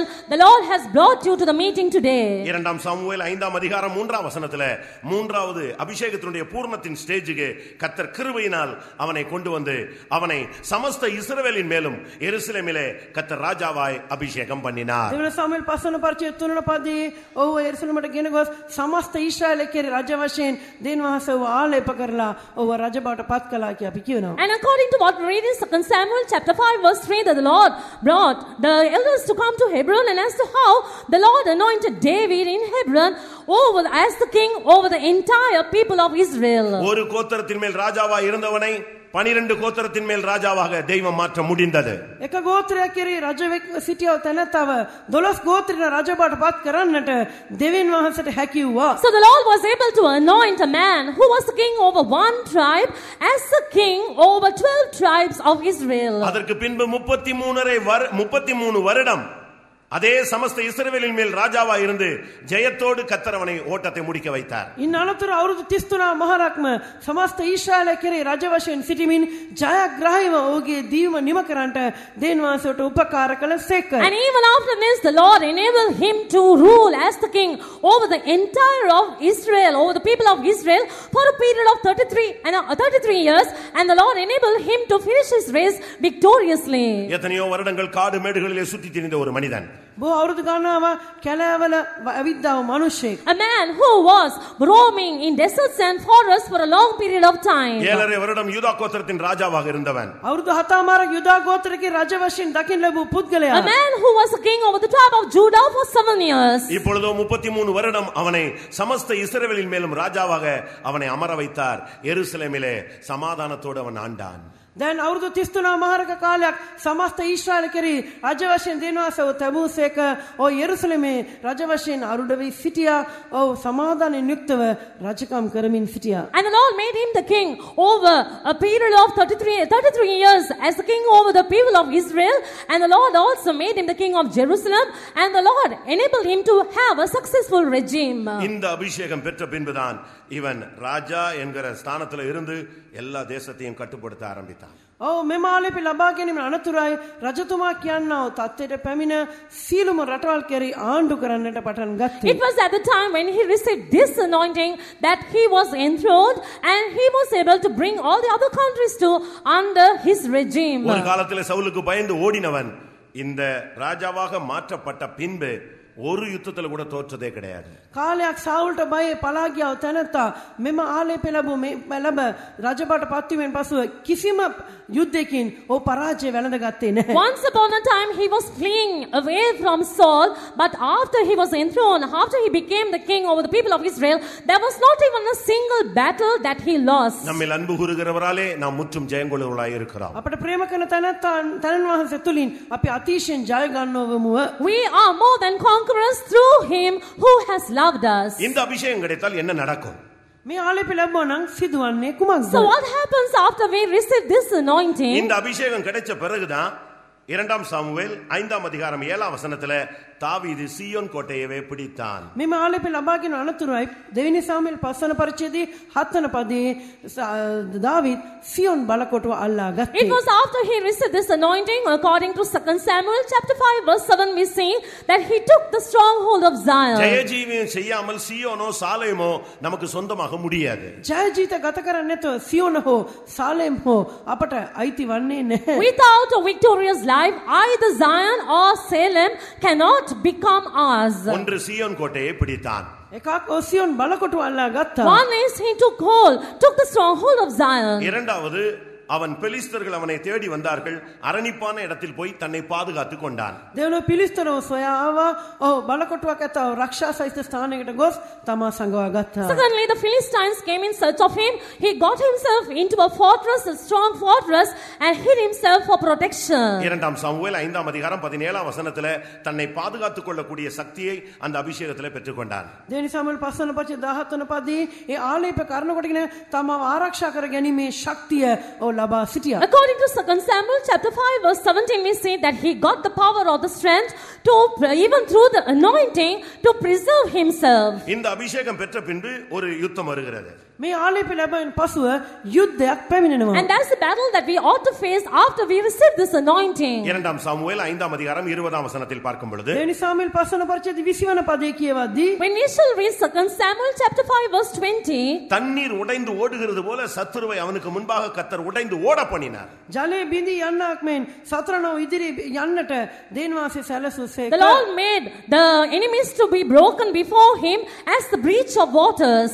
இந்த அபிஷேகம் பெற்ற பின்புதான் பெட்டி அவனுடைய ராஜ்யத்துக்கு உடன்படிக்கை பெட்டி அவனுடைய வீட்டுக்கு ராஜ்யத்துக்கு உள்ளே வருகிறது. මෙම ආලේප ලැබීමෙන් අනතුරයි ගිවිසුම් පෙට්ටිය ඔහුගේ නිවසට ඔහුගේ රාජ්‍ය තුලට ගෙනෙනු ලැබුවේ. It was after he received this anointing that the ark of the covenant of God was brought into his kingdom. இரண்டாம் சாமுவேல் 6ஆம் அதிகாரம் 16ஆம் வசனத்திலே இதை பார்க்க முடியும். දෙවෙනි සාමුවෙල් 6 වන පරිච්ඡේදය 16 වන පදයේ මේ පිළිබඳ කියවිය We are හැකියි. able to read about this in 2 Samuel chapter 6 verse 16. இரண்டாம் சாமுவேல் 7ஆம் அதிகாரம் 2ஆம் வசனத்தை பார்க்கும் பொழுது இந்த அபிஷேகம் கிடைத்த பிறகுதான் கர்த்தருக்கு ஆலயத்தை கட்ட வேண்டும், யாக்கோபின் வல்லவருக்கு ஒரு வாசஸ்தலத்தை காண வேண்டும் என்கிற ஒரு சிந்தை இவனுக்குள் வந்தது.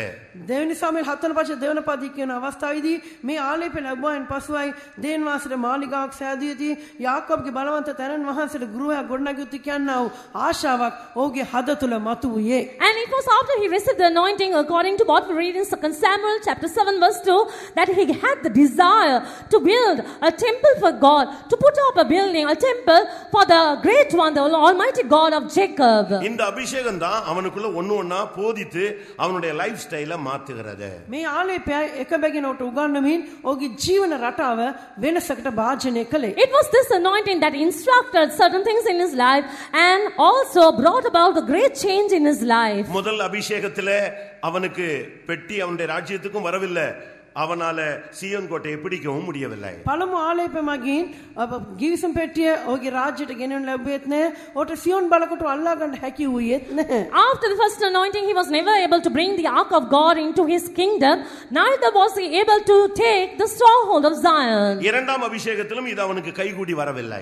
දෙවන ආලේපය තුලිනුත් මේ ඔහුට සාක්ෂාත් වුණේ නැහැ. And even after the second anointing, this thing did not become a success. ஆனால் மூன்றாம் அபிஷேகம் வந்த பொழுது அவனுடைய வாழ்க்கையில பரிபூர்ண ஜெயத்தை நோக்கி அவன் அடி எடுத்து வைக்க ஆரம்பித்தான். නමුත් තුන්වන ආලේපය ඔහු කරා පැමිණීමෙන් අනතුර සම්පූර්ණ ජය කරා ඔහු පියවර මනින්නට ආරම්භ කළා. But after he received the third anointing, he was able to step forward for a perfect victory in his அவன் life. மைண்ட் ஃபுல்லா சீயோனை பிடிக்கணும்ங்கற ஒரு தாட் வந்துருச்சு. සියොන් අල්ලාගත යුතුයි කියන සිතවිල්ලක් ඔහු තුල පහළ වුණා. He got that thought within him that he should take the stronghold of Zion. சத்துருடைய வல்லமையிலிருந்து தன்னை காத்துக்கொள்ள வேண்டும், உன்னை சுத்தவனாக காத்துக்கொள் என்கிற அந்த பாலிசிக்கு வந்து விட்டான். සතුරන්ගේ බලවේගයෙන් තම ආරක්ෂා කරගත යුතුයි. නුඹම පිරිසුදු සිටපන, නුඹ පිරිසුදු ආරක්ෂා කරගන්න කියන සිතවිල්ල ඔහු තුලට ආවා. He was able to have that thought or that policy within him that he should be preserved from the powers of the enemy. Even according to what it says, keep yourself pure. எந்த யுத்தமானாலும் போனாலும் ஜெயிக்கணுங்கிற ஒரு வைராக்கியம் வந்து விட்டது. කුමන යුද්ධයක්වත් ජයගත යුතු කියන ජොලිත භාවය ඔහු තුළ පැමිණියා. He got the zeal, whatever the battle may be, that he should overcome them all. கர்த்தருடைய பெட்டி, அந்த வல்லமை விளங்கும் பெட்டி என்னுடைய வீட்டுக்கு வரணும்னு அவனுக்கு ஆசை வந்தது. දේවනාසගේ පෙට්ටිය බලයේ ගිවිසුම් පෙට්ටිය තමාගේ නිවස තුළට ගෙනියන්න ලැබිය යුතු කියා ආශාවෙන් පසුව. He got the deep longing that the ark of God, the ark of the power of God should come into his house. இப்பொழுது அவனுடைய சிந்தை முழுவதும் யாக்கோபின் வல்லவருக்கு ஒரு வாசஸ்தலத்தை காணுமட்டும் நான் என் படுக்கையின் மேலே ஏற மாட்டேன், என் கண்களுக்கு நித்திரையை வரவிட மாட்டேன் என்று ஒரு பொருத்தனை பண்ணினதாக 132 சங்கீதம் சொல்லுகிறது. දැන් ඔහුගේ මුළු චින්තනය කුමක්ද නම් යාකෝබ්ගේ බලවන්ත තැන් වහන්සේට වාසස්ථානයක් සාදන තුරු මගේ යහනට නොනගිමි, මහගේ ඇසට නින්ද නොදෙමි කියා 132 වන ගීතාවලියේ ඔහු පවසා තිබෙනවා. According to Psalm 132, we see as to how he swore unto the Lord, saying that until he makes a house, a tabernacle for the God, that he will not come into the tabernacle of his house, nor go up into his bed. இப்பொழுது 12 கோத்திரங்களும் அவனுக்கு கீழ்ப்படிய ஆரம்பித்தது. දැන් ගෝත්‍ර 12ම ඔහුට කීකරු වන්නට පටන් ගත්තා. Now all 12 tribes became submissive to him. இது எதை காண்பிக்கிறது? මේ පෙන්වන්නේ කුමක්ද? What does this show? 12 ஸ்வாவங்களின் மேல் நமக்கு ஒரு ஜெயம், அவைகள் அனைத்தும் நமக்கு கீழ்ப்படுத்தப்படுகிறது. ස්වභාවයන් 12ක් කෙරෙහි අපට ජය, මේ සියල්ලම අපට අවනත වෙනවා, යටපත් වෙනවා. A victory over 12 natures, and all those natures are brought under our subjection. ஒன்று ரூபன் கோத்திரத்தின் மேல் அவனுக்கு ஒரு ஜெயம். එකක් රූබන් ගෝත්‍රය කෙරෙහි ඔහුට ජයක්. One, a victory over the tribe of Reuben. ரூபனுடைய தன்மை என்னன்னா தண்ணீரை போல தளம்புவது, மாம்சத்துல தோல்வியை சந்திப்பது. රූබන්ගේ තත්වය කියමැස්ද ජලය මෙන් අස්තිරයි, මාංශය සම්බන්ධයෙන් ඔහු අස්තිරව සිටිනවා. When we see about the nature of Reuben, he was unstable as the waters. He was weak in his flesh. மாமிச சிந்தை மரணம். මාංශික සිටිවිල්ල මරණයයි. The mind of a fleshly mind, carnal mind, is death. ஆவியினால் சரீரத்தின் செய்கைகளை அழித்தால் பிழைப்பீர்கள். ආත්මෙන් මාංශික ක්‍රියා නසා දමනවා නම් නුඹලා ජීවත් වන්නහුය. But if you shall mortify the deeds of the flesh by the Spirit, you shall live. மாம்சத்தின் கிரியை வெளியரங்கமாய் இருக்கிறது. මාංශික ක්‍රියා ප්‍රකාශව තිබේ. And the works of the flesh are manifest. மாம்சத்தை கட்டுப்படுத்துறதா இந்த அபிஷேகத்தினுடைய மெயின் தன்மை. முதல் இது அதுதான். මාංශය මැඩ පැවැත්වීම තමයි මේ ආලේපයේ පළමු මූලිකම කර්තව්‍ය So the වන්නේ. main speciality or the main nature of this anointing is to control the deeds of the flesh. மாம்சத்தின்படி நடப்பதற்கு நாம் மாம்சத்துக்கு கடனாளிகள் அல்ல என்று பவுல் பேசுகிறார்.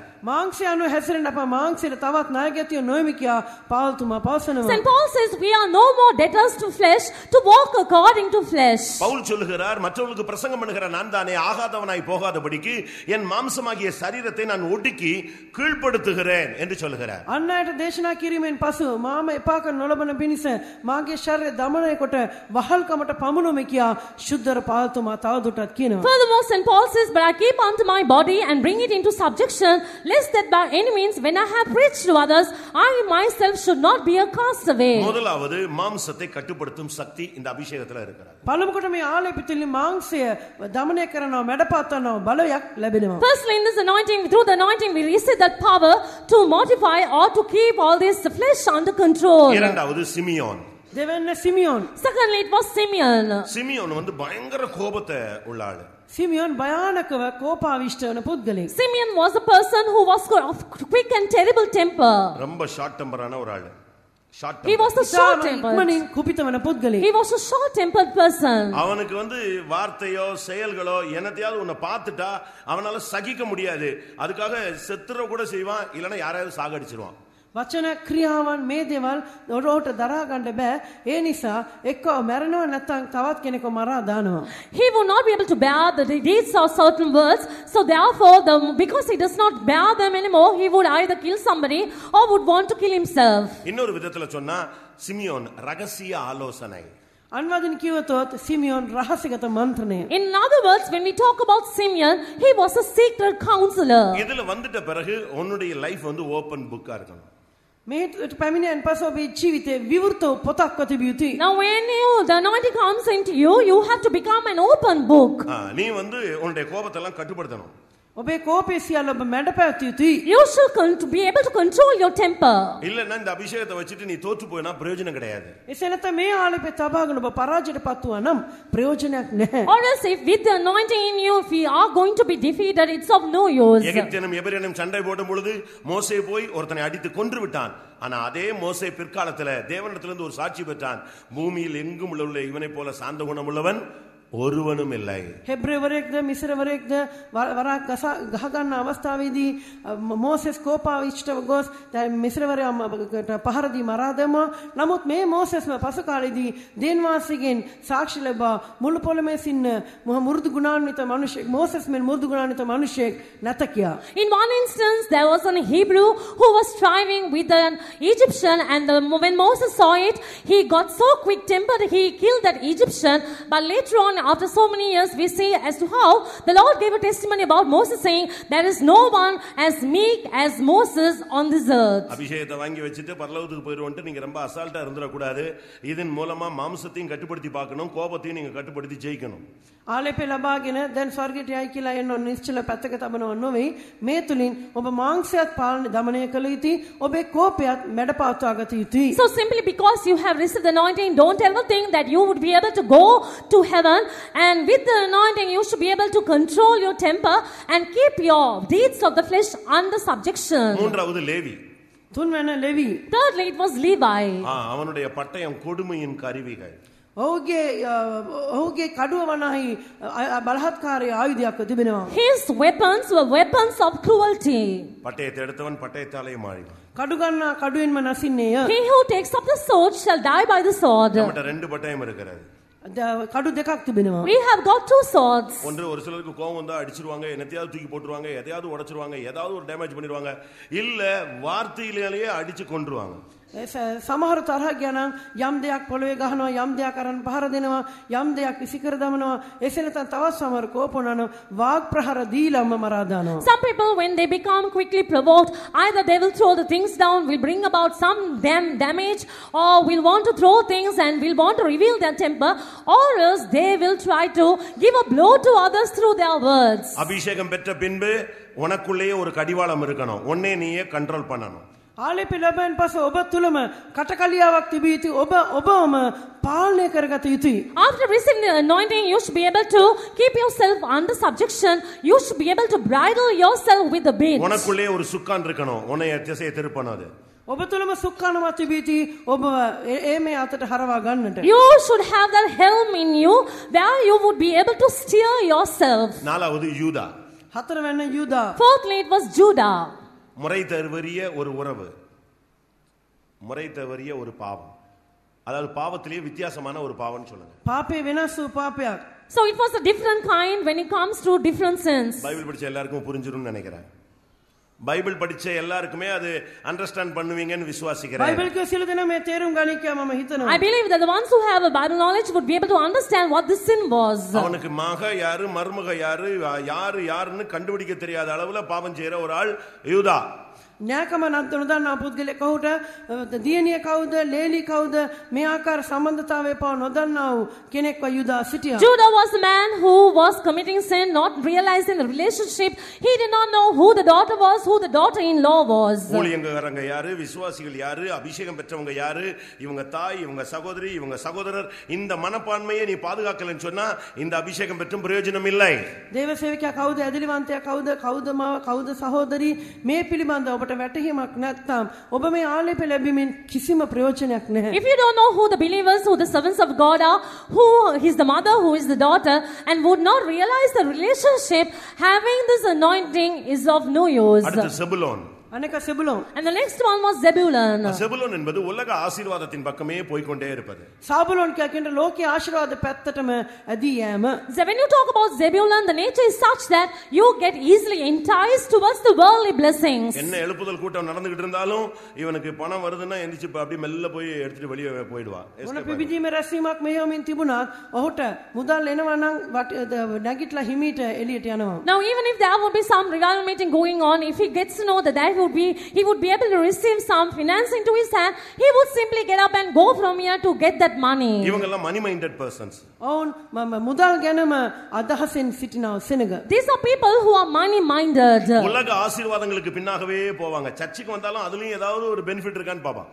ලෝකයේ ආශිර්වාද පසුපසම හඹා යනවා සභාවට පැමිණියත් එන් යම් වාසියක් ලබා ගන්නවා අදහසින්ම ක්‍රියා කරනවා. They would always go behind the worldly blessings. Even if they would come to the church, even here they would try to carry out work with having the benefit to receive something, money in the church. இந்த அபிஷேகத்தை பெற்ற பின்பு இந்த உலகம் உனக்கு ஒரு குப்பையா தெரியணும். මේ ආලේපේ ලබා ගැනීමෙන් පසුව ලෝකයේ ඔබට කසල ගොඩක් මෙන් පෙනෙන්නට යුතුව තිබෙනවා. After receiving this anointing, even the world should be seen as rubbish to us. அடுத்து இசக்கார். අනෙක ඉස්සාකර්. And the next one was Issachar. காரியம் ஆகணும்னா பணம் கூட கொடுப்பான். යම් දෙයක් වන්නට මුදල් පවා දෙන්නට උසුදානම්. If what he wants to happen would come to succeed, he would even give the money to perform it. அவன் பகுதி கட்டினான் என்று சொல்லப்பட்டிருக்கிறார். பகுதி கட்டினான். அப்படினா He even gave bribe, we say. ඔහු අල්ලාස් දුන් බව පවා කියා තිබෙනවා. காரியம் ஆகணும்னா அவன் என்னனாலும் பண்ணுவான். යම් දෙයක් සිද්ධ වෙන්න ඕන ඕනම දෙයක් කරන්න සූදානම්. He is prepared to do anything for his thing to come to pass. நமக்கு காரியத்தை வாய்க்க பண்ணுகிற ஒரு தேவன் மாத்திரமே. අපට කාර්යයක් සාර්ථක කර දෙන්නේ දින වහන්සේ පමණයි. It is the Lord alone who shall make our things to come to pass. அவன் இரண்டு பொதியின் நடுவே படுத்துக் கொள்ளுகிற பலத்த கழுதை, ஆனால் பகுதி கட்டுவான். ඔහු ගාල් අතරේ නැගසින ශක්තිමත් කොටල දෙනක් නමුත් ඔහු අල්ලාස් දෙනවා. He is a strong hand who is lying between the two parcels, but he gives bribes. அவனுடைய மைண்ட் ஃபுல்லா வசதியை தான் தேடும். ඔහුගේ මනස සම්පූර්ණයෙන්ම සැප පහසුකමයි සොයන්නේ. And his mind will always search comfort. அப்படிப்பட்டவங்க ஊழியத்துல வந்தா கூட நாடு வசதியா இருக்கா, ஃபெய்த்தும் வசதியா இருக்கா, விசுவாசத்துல வந்தா கூட தன்னுடைய குடும்ப வசதியா இருக்கா, இந்த அவங்களோட மைண்ட் ஃபுல்லா. நீங்க அந்த வசனத்தை நீங்க படிச்சு பாத்தீங்கன்னா ஆதியாகமம் 49 16 15 நீங்க பார்க்கலாம். நாடு வசதியானது அதுதான் அவன் பாப்பான். උත්පත්ති 49 වන පරිච්ඡේද 15 වන පදයේ කියවන නවතනක් දැක එය හොඳ බව ඔදුටුවා. එනම් මෙබඳ සේවයට ආවත් ඒ රට පහසුද, ඇදින් නිවස පහසුද, තමන්ගේ පවුලේ පහසෙන් ඉන්නවද, මේ දේවල් තමයි සොයන්නේ. මේ දේවල් කෙරෙහිමයි ඔවුන්ගේ සිත යොමු වන්නේ. It says in Genesis chapter 49 verse 15 that he saw that the rest was good, that the land it was pleasant. There are people who after even coming to the ministry, they will check to see whether the country is good, whether faith home is comfortable, whether the place where they're supposed to stay is comfortable. அபிஷேகம் பெற்ற பின்பு இந்த சிலுவை மார்க்கத்துல தான் போணுமே தவிர வசதியான கம்ஃபர்ட்டை தேடிட்டே அலைய கூடாது. ආලේප ලබන පසු මේ කුරුසි මාර්ගයේම ගමන් කර යුතුයි. පහසු මාර්ග සොයා යෑම සුදුසු නැහැ. After receiving the anointing, we should always go in the path of the cross. We should never seek to live a comfortable life. அடுத்து தான். අනතුරුව දාන්. And the next was Dan. அவன் என்ன செய்வான் தெரியுமா? குதிரையில போயிட்டு இருக்கிறவன அப்படியே மல்லாக்க விழ வைப்பான். எவனை கவுத்தலான்ட்டே அவனுடைய மைண்ட் ஓடிக்கிட்டே இருக்கும். ඔහු කරන්නේ කුමක්ද නම් අශ්වයා පිට නැගී යන අය පස්සට වැටෙන්න සලසන කොයි වෙලාවද කාවද වටන්නේ මේකමයි ඔහුගේ මනසේ ක්‍රියා කරන්නේ. When you talk about Dan, he's such a person where he will want others to get stumbled or to make them fall down. Even if a person would go on a horse, he will make the rider to fall backward. குதிரையில் போகிறவன் மல்லாக்க விழத்தக்கதாக அந்த குதிரையின் குதிகாலை கொத்துகிற ஒரு சர்ப்பம் அவன். අශ්වයෙක් පිට යන තැනත්තා පස්සට වැටෙන සලසන නිසා අශ්වයාගේ විලුඹට දෂ්ට කරන්නා වූ සර්පයෙක් සිටිනවා. He is slow as a serpent by the way, and adder in the path that biteth the horse heels, so that his rider shall fall backward. நீ இந்த சபையில ஒரு சர்ப்பமாக இருந்து ஊழியக்காரனையும் விசுவாசியும் விளைவிக்கிற ஒரு ஆளாக இருக்க கூடாது. ඔබ මේ සභාවේ සර්පයෙක්ව සිටමින් සේවකයන්ද ඇදලිවන්තයන්ද වට්ටන්ට සලසන පුද්ගලයෙක්ව නොසිටිය යුතුයි. So being in the church of God, you should not be seen as a serpent which will make either a servant of God or a believer to stumble or to fall down. இந்த சுபாவத்தின் மேல் உனக்கு ஒரு ஜெயம் தேவை. මේ ගුණාංගය කෙරෙහි ඔබට ජයක් So අවශ්‍යයි. you need to have victory over this nature. அடுத்து காத். ඊළඟට ගාත්. And next was Gad. அவன் ஒரு ராணுவ கூட்டம். ඔව් බල සමුදාවක්. He was a troop. அவன் டைம் கிடைக்கும் பொழுது அங்க பாஞ்சிருவான். ඔව් අවස්ථාව ලැබෙන විට ඒ පැත්තට පනිනවා. The moment he gets an opportunity, he jumps over there. இது ஒரு சண்டையினுடைய ஆவி. මේ සම්ඩු කරන ආත්මයක්. This is a spirit of strife. ஒரு சிலருக்கு அது ஒரு ஹாபிட் மாதிரி, ஹாபி மாதிரி. සමහරට මේක ආත්මයක් වගේ. For some people, it's really like a spirit. எல்லாம் கரெக்டா இருந்தா ஏன் இப்படி இருக்குன்னு சண்டை போடுவான். ඔක්කොම හරියට තිබ්බත් ඇයි මේම තියෙන්නේ කියලා සම්ඩු කරන්නේ. When everything is right and perfect, they will start fighting and asking, why is it like எல்லாம் this? சரியில்லைன்னா ஏன் சரியில்லைன்னு சொல்லுவான். හැමදේම හරි නැත්නම් ඇයි හරි නැත්තේ කියලා අහනවා. When everything is right, they will ask, why is it not right? ஒரு சகோதரி சொன்னாங்க. එක් සහෝදරෙක්ට කිව්වා. Sister said like this. அவர் வெளிய இருந்து வர்றாருன்னா என்ன நடக்க போகுதுன்னே தெரியாது. එළියෙන්දලා එනවා නම් මොනවා වෙයිද කියලා දන්නේ නැහැ. When she comes from outside, she does not know what would happen. இவர் வர்றதுக்குள்ள எல்லாம் கரெக்ட்டா வச்சிருப்போம். அந்த ஆள் கண்ணுக்கு கரெக்ட்டா நான் எது சரியா செய்யலையோ அது மட்டும் தான் தெரியும். එනකොට ඔක්කොම හරියට අපි පිළිවෙලට තබනවා. නමුත් කුමක්ද පිළිවෙලට තබා නැත්තේ? ඒ දේ තමයි ඇගේ නෙතට ගැටෙන්නේ. She said, before he comes, I make sure that everything is kept in order, everything is done correctly, rightly. But whatever I may have missed to do, he would be able to see only that. இதெல்லாம் வச்சிட்டு நம்ம பரலோகம் போறது ரொம்ப கஷ்டம். මේ සියල්ල තබාගෙන අපි ස්වර්ගයට යෑම ඉතාමත් අපහසුයි. So having all this, it's very hard to go to heaven. ஆனபடியால தான் நீங்க இந்த விஷயத்துல ரொம்ப கவனமா இருக்கணும். එම නිසා මේ කරුණ සම්බන්ධව බොහෝ ප්‍රවේශම් විය යුත්තේ. So you should be very careful about this matter. ஒருவேளை இதெல்லாம் உன்னுடைய ஜென்ம சுபாவத்துல இருக்கும். සමහරට මේවා ඔබට ජන්මෙන්ම උරුම වූවා විය හැකියි. Maybe it is all in your own nature. இல்லாவிட்டா நீ பழக்க வழக்கத்துல அந்த சுபாவம் உனக்குள்ள வந்திருக்கும். එසේ නැත්නම් පළපුරුදු තුලින් මේ ගුණාංග ඔබ තුලට ආවා විය හැකියි. Or else this nature could have come to you by practice. இந்த மிலிட்டரி மாதிரி இருக்கிற தன்மையை நீ மாத்தணும். மிலிட்டரி ராணுவம். මේ හමුදාව වගේ සිටනව තත්ත්වය ඔබ වෙනස් කරගත යුතුයි. So you have to change your state where you try as if you belong to the military force. சில வீடுகள்ல பாத்தீங்கன்னா எப்பமாவது மிலிட்டரி மாதிரியே இருக்கும். அவர் கமாண்டர் மாதிரியே இருப்பாரு வீட்ல அப்படி இருக்கும். சில ஃபெய்த்தோம்பவும் கூட அப்படி தான் இருக்கு. සමහර නිවෙස්වල බලන අවස්ථාවේදී මේ ආකාරය තිබෙන්නේ. සමහර ඇදිලිනුත් මේ ආකාරය තමයි තිබෙන්නේ. අනදින නිලධාරි වගේම කෙනෙක් සිටිනවා. When you go to some houses, it's the same. When you go to some faith home also, it's the same.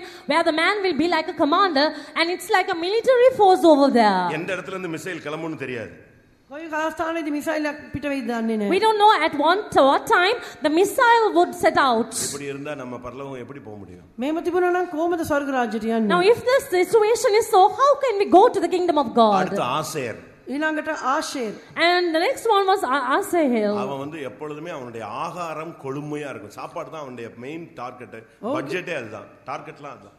ඔහුගේ ආහාර හැමවිටම පෝෂ්‍ය ආහාර යුක්ත හැමවිටම තමන්ගේ ආහාර ගැන අවධානය යොමු කරමින් සැලකිලිමත්ව සිටිනවා. It's about Asher we read, he always wants his food to be good and delicious. He always likes to have royal dainties. நான் சொல்லும் பொழுது சிரியுங்கள் உள்ளுக்குள் சிந்தியுங்கள். මම කියනකොට සිනාසෙන්න නමුත් ඇතුළාන්තයෙන් සිතන්න. You may smile when I talk about these things, but in your heart you better ponder over these things. சாப்பாட ஜெயிக்காதவங்க பரலோகத்துல கால் வைக்க முடியாது. ආහාර පාන වලින් ජයගන්නේ නැතේ ස්වර්ගයට පියවර තබන්නම බෑ. The ones who will not have a victory over their food cannot ever step into the kingdom of God. வீடு வந்து ஹோட்டல் கிடையாது, மெனு கொடுத்து சாப்பிடுற மாதிரி. House is not a hotel where you celebrate and hold a feast. නිවසක් කියනට හෝටලයක් නෙමෙයි ආහාර පාන රසපෑන් භුක්ති විඳින්න. வேதம் என்ன சொல்லுகிறது? දේවචන කුමද කියන්නේ? What does the word of God say? பரிசேயன் வாரத்துல 2 தரம் உபவாசம் எடுக்கிறான். පරිසයා සතියට දෙවරක් නිරාහාරව The සිටින්නේ. Pharisees fast twice a week. ஆனா இயேசு மத்தேயு 5ஆம் அதிகாரத்துல என்ன சொன்னார்? නමුත් මතයෝ 5 වන පරිච්ඡේදයේ යේසුස් වහන්සේ කීවේ කුමක්ද? But what did the Lord Jesus say in Matthew chapter 5? உங்களுடைய நீதி பரிசேயனுடைய நீதியை காட்டிலும் அதிகமாய் இராவிட்டால் தேவனுடைய ராஜ்யத்தில் பிரவேசிக்க மாட்டீர்கள். அப்படின்னா என்ன அர்த்தம்? அட்லீஸ்ட் 3 டைம்ஸ் ஆவது உபவாசம் எடுக்கலன்னா கால் எடுத்து வைக்க முடியாதுன்னு சொல்றாரு. නුඹලාගේ ධර්මිෂ්ඨකම පරිසවරුන්ගේ ධර්මිෂ්ඨකමට වැඩි නොවී නම් නුඹලා කිසිේ ස්වර්ග රාජ්‍යයට ඇතුළු නොවන්නෝය. එසේනම් ඔබ අවම වශයෙන් සතියට 3 වරක්වත් නිරාහාර හිටියේ නැත්නම් ස්වර්ග රාජ්‍යයට පය තබන්නවත් බෑ. Jesus said, if your righteousness will not exceed the righteousness of the Pharisees, you can never ever go to the kingdom of God, which means if you don't fast at least 3 meals 3 times a week, you cannot go to heaven. உங்கள் எத்தனை பேர் ஆகாரத்தை ஜெயிச்சிருக்கீங்க? ඔබෙන් කී දෙනෙක් ආහාර වලින් ජයගෙන තිබෙනවද? How many of you have overcome food? அடுத்து நப்தலி. අනතුරු නප්තලි And next is Naphtali. பேசிக்கிட்டே இருப்பான். කතා කරම ඉන්නවා. He'll go on talking. இன்பமான வசனங்களை வசனிப்பான். ශෝභන වචන පවසයි. He will speak goodly words. பேசுங்க, பக்தி விருத்தி இல்லாம பேசாதீங்க. කතා කරන ආත්මික අභිවෘද්ධියක් නැතිව කතා කරන්න එපා. You can talk, but don't talk if it's not for edification. இந்த நெட் சாட்லாம் வந்த பிறகு பாருங்க நம்ம பிள்ளைங்க எல்லாம் தூங்குறதே கிடையாது.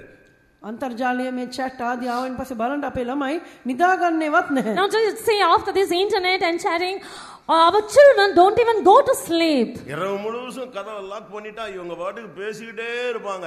பிசாசு நல்லா இன்பமாய் பேச வைக்கிறான். රාත්‍රී කාලේ විදුලි පාන නිවාදමට පසු ඔවුන් හොඳට කතා කරගෙන යක්ෂයාත් මිහිරි ලෙස කතා කරන්නට ඔවුන්ට ඉඩ සලසා දෙනවා. During the night, even after the lights are switched off, they spend their time sweetly talking to each other, and the devil also makes them to talk goodly words. பேச்சை கட்டுப்படுத்துவது ஒரு ஜெயஜீவியம். වචනයක වැඩ පැවැත්වීම ජය ජීවිතයක්. It's a victorious life when you shall have a control over your speech. என் வாய் மீறாதபடி நான் தீர்மானம் பண்ணினேன் என்று தாவீது சொல்கிறார். මාගේ මුඛයෙන් පවු නොකරන මිනිස්ස මම තීරණයක් කළා කියා දාවීද් කියනවා. David says, I made a decision, a vow, so that I would not transgress with my mouth. நீங்க எவ்வளவு பேசுறீங்கன்னு பாருங்க. ඔබ කොච්චර කතා කරනවද කියලා බලන්න. See how much you talk. ஒவ்வொரு வீணான வார்த்தைக்கும் கணக்கு கொடுக்க வேண்டும். හැම නිෂ්ඵල වචනයකටම ඔබට ගණන් දෙන්නට තිබෙනවා. You have to give account to every vain word you speak. சொற்களின் மிகுதியில் பாவம் இல்லாமல் போகாது. වචන බහුල වූ කල වරද හිඟ නැත. In the multitude of words there wanteth not sin. ஆகாத சம்பாஷணைகள் நல்ல ஒழுக்கங்களை கெடுக்கும். නුසුදුසු කතා බහ යහප හොඳ චරිත නරක කරයි. Evil communication corrupt good manners. அடுத்து யோசேப்பு. අනතුරු යෝසේප්. And next was Joseph. யோசேப்பினுடைய சுபாவத்தை நம்ம ஜெயிக்க வேண்டியிருக்கு. යෝසේප්ගේ ස්වභාවයනොත් අප ජයගත යුතුයි. We have to overcome even the nature of Joseph. அப்படினா என்ன? එසේනම් අර්ථය කුමක්ද? What does it mean? எல்லாரும் செய்யறதையும் போய் அப்பாட்ட சொல்லாம அவனால தூக்க முடியாது. ඔක්කොම කරන දේවල් කියලා තාත්තට කියන්නත නිදා ගන්නම බෑ. After doing everything without informing the father about the deeds of war, he cannot go to sleep. தன் சகோதரனுடைய துன்மார்க்கத்தை அவன் சொல்லாம அவனால அங்க இருக்க முடியாது. සහෝදරන්ගේ දුෂ්චරිතය ගැන කියන්නේ නැතුව ඔහුට ඉන්නම බෑ. He could never be without informing about the deeds, the wicked deeds of his brothers. இப்ப நீங்களே யோசிச்சு பாருங்க இந்த கரெக்டர் யாருக்குள்ளலாம் இருக்கு. நீங்க ஒருத்தர் பார்த்து சிரிக்கிறீங்க. உங்களை பார்த்தா இப்ப சிரிக்கணும் கொஞ்ச நேரத்துல. ඔබ හොඳට සලකා බලන්න මේ චරිත ගුණාංගය ඔබෙන් කී දෙනෙක් තුළ තිබෙනවද? දැන් ඔබ අන් අය දිහා බලා hina වෙනවා. නමුත් ටික වෙලකින් ඔබ දෙසම බලා ගත යුතු වෙනවා. You examine your own selves to see how many of you may possess this nature. You may laugh looking at others, but it is very important to see if you have it, so that it's a matter where you have to laugh at your own self. அடுத்ததாக பென்யமீன். අනෙක Benjamin. And the next is Benjamin. பேறுகிற ஓநாய். ගසා කන මුර්කෙක්. He was the wolf that tore people. யாரும் கிட்ட நெருங்கவே முடியாது. කාටවත් ලං වෙන්නම බෑ. Nobody could come close to him. எல்லாரையும் பீறி எடுத்துருவா. ඔක්කොම වලාව සූරයි. He will ravin everyone. ஊழியக்காரங்க நெருங்க முடியாது, விசுவாசி நெருங்க முடியாது, மனைவி நெருங்க முடியாது, புருஷன் நெருங்க முடியாது, பிள்ளைகள். இப்படி ஒரு வாழ்க்கையை வச்சிட்டு நம்ம எப்படி போக முடியும்? සේවකයන්ට සමීප වන්න බෑ, දිලවන්තයට සමීප වෙන්න බෑ, සැමියාට සමීප වෙන්න බෑ, බිරිඳාට සමීප වන්න බෑ, දූ දරුවන්ට සමීප වෙන්න බෑ. මේ වගේ ජීවිතයක් තබාගෙන කොහොමද ස්වර්ගයට යන්නේ? They cannot come close to a servant of God, not to a believer, not to their wife or husband or the children. With such a life, how can they ever go to heaven? ஆனா இந்த மூன்றாவது அபிஷேகத்துல இந்த எல்லா கண்ட்ரோலும் எல்லாவற்றின் மேலும் அவனுக்கு ஆளுகை கிடைத்து விட்டது. නමුත් මේ තුන්වන ආලේපයත් සමගම මේ සියලුම ගෝත්‍ර කෙරෙහි ඔහුට අධිපතිකමක් ලැබුණා. But with the third anointing, he was able to have the power to keep all the 12 tribes of Israel under his control. இப்போ நீங்க யோசிச்சு பாருங்க, நீங்க உங்களுக்கு எந்த அபிஷேகம் இருக்கிறது? දැන් ඔබ හිතලා බලන්න ඔබට තිබෙන්නේ කුමන ආලේපයද කියා. Now just think and say, what kind of anointing have you received? இந்த அபிஷேகத்துக்கு வந்து 33 வருடம் முடியும் பொழுது கர்த்தர் அவனோடு பேசினார், நிலையான வீட்டை நான் உனக்கு கட்டுவேன். ඔව් මේ වගේ ආලේපේ කඩතට පැමිණ අවුරුදු 33ක් ගත කිරීමෙන් අනතුරුව දේවවාසී ඔහුට කිව්වා මම නුඹට ස්ථාවර ගෘහයක් සාදා දෙන්නෙමි. After he received this anointing, after finishing 33 years in his regime, the Lord looked at him and told him, I will build a sure house for you. எல்லாரும் கண்களை மூடுவோம். සිළු දෙනාම දෙනෙත් තසාගමු. Let us all close our eyes. உங்கள் மேல் இருக்கிற அபிஷேகம் ஃபர்ஸ்டா செகண்டா third ஸ்டெப்பா? ඔබ මත තිබෙන ආලේපය පළමු අදියරද දෙවැන්නද තුන්වැන්නද? The anointing that is in you, is it the first step or the second step or the third step? தயவு செய்து அபிஷேகம் பெறாம யாராவது இருந்தா டைம் கிடைச்சா முன்னால வந்து உட்கார்ந்து ஒரு 10 நிமிஷம் டைம் இருக்கு, இதுக்குள்ள எப்படியாவது உன்னை பரலோகம் ரெகக்னைஸ் பண்றதுக்காக ஒப்பு கொடுத்துருங்க, இல்ல இருக்கிற இடத்துலயாவது நெடுமலங்கால் போட்டுருங்க. කරුණාකරලා තව විනාඩි 10ක විතර තිබුණා තාම ශුද්ධත්ව ලැබු කෙනෙක් ඉන්නවා නම් ඉදිරියට ඇවිත් දන නමන්න ස්වර්ග රාජ්‍ය ඔබ අඳුනා ගන්න පිණිස ඔබ ආලේපේ ලබා ගත යුතුයි. එසේ නැත්නම් ඉන්න තැනම හරි දන නමන්න. We shall give you 5 minutes in order that the kingdom of God, the heaven, may recognize you, identify you. You may please come and kneel in front of here or in the place where you are, Surrender yourself to receive the Holy Spirit. எல்லாரும் நெடுமுழங்கால் போடுவோம். සියලු දෙනා දනින් Let සිටගමු. us all be erect on our knees. அவசியம் இல்லாம எழும்ப வேண்டாம். අනවශ්‍ය ලෙස නැගිට සිටින්න එපා. You don't have to get up unnecessarily. அவசியம் இல்லாம கண் திறக்காதீங்க. අනවශ්‍ය ලෙස ඇස් අරින්න එපා. Don't open your eyes unnecessarily. இன்னைக்கு ஒரு இரண்டாவது ஒரு ஸ்பெஷல் டச்சிங்க கர்த்தர் இன்னைக்கு உனக்கு தருவார். අද දවසේ දෙවනුව විශේෂ ස්පර්ශයක් දෙනවාස ඔබට දෙනවා ඇති. On this day, on this second day, the Lord shall give you a special touch. யாரும் வெட்கப்படாதீங்க. කවුරුත් ලැජ්ජා වන්න එපා. Don't feel shy. யாரும் கட்டுப்படுத்தாதீங்க. කවුරුත් මැඩපාත්වා ගන්න එපා. Don't control it. நான் அடக்கி வைத்த மட்டும் என் எலும்புகள் உக்கி போயிட்டு எலும்புகளுக்குள்ள அந்த அபிஷேகம் நீங்க கண்ட்ரோல் பண்ணி நீங்க உங்க எலும்பெல்லாம் காஞ்சி அநேக ஊழியக்காரங்க விசுவாசிக வியாதியஸ்தரா போயிட்டாங்க. ඔබ මැඩපාතලා ඔබේ ඇටසියල්ල දිරා ගොසින් බොහෝ දේවසේකෙන ඇදිරිවන්තයන් මේ නිසා රෝගාතුරව සිටිනවා තමුන්ගේ ආලේප මැඩපැත්තු නිසා. It's because of the reason that many servants of God, many believers have become weak, become sick. As a result of controlling the anointing, their bones have become dry, the bones have become rotten. அபிஷேகத்தின் முதல் பகுதியில் இருக்கீங்களா, இல்லாவிட்டால் இரண்டாவது பகுதியில் இருக்கிறீர்களா, இல்லாவது மூன்றாவது அந்த பூர்ணத்தின் பகுதியிலே கர்த்தர் அந்த அபிஷேகத்தில் என்னை கொண்டு போய் கொண்டிருக்கிறார் என்று நீங்கள் சொல்ல முடிகிறதா? කප ආලේපේ පළමු අධියරේ ඉන්නවද, දෙවන අධියරේ ඉන්නවද, නැත්නම් සම්පූර්ණත්වය කරා ගෙන යනවා ආලේපේ තුන්වන අධියරේ කරා දෙන්නසම ගෙන යමින් ඉන්නවා කියා ඔබට පවසන්න පුළුවන් ස්ථානයක දැන් ඉන්නවද?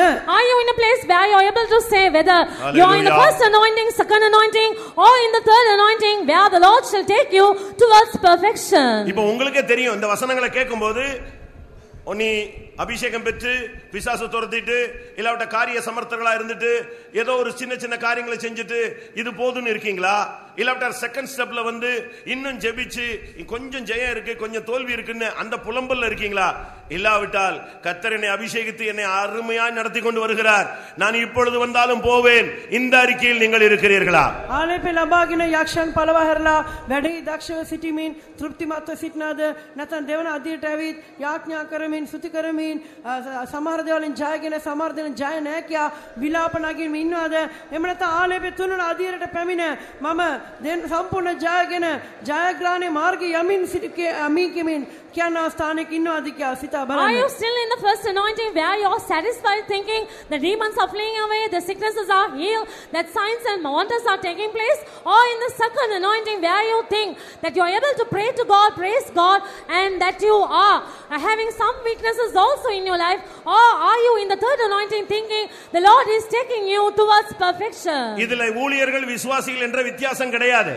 මේ සේවකයන් ඇදිරිවන්තයන් කිය වෙනසක් නොමැත. There is no difference like servant of God or believer in this matter. நீங்க ஊழியத்துல இருந்தாலும் இந்த மூன்றாவது ஸ்டெப்புக்கு வந்தாதான் சீயோனை பிடிக்க முடியும்.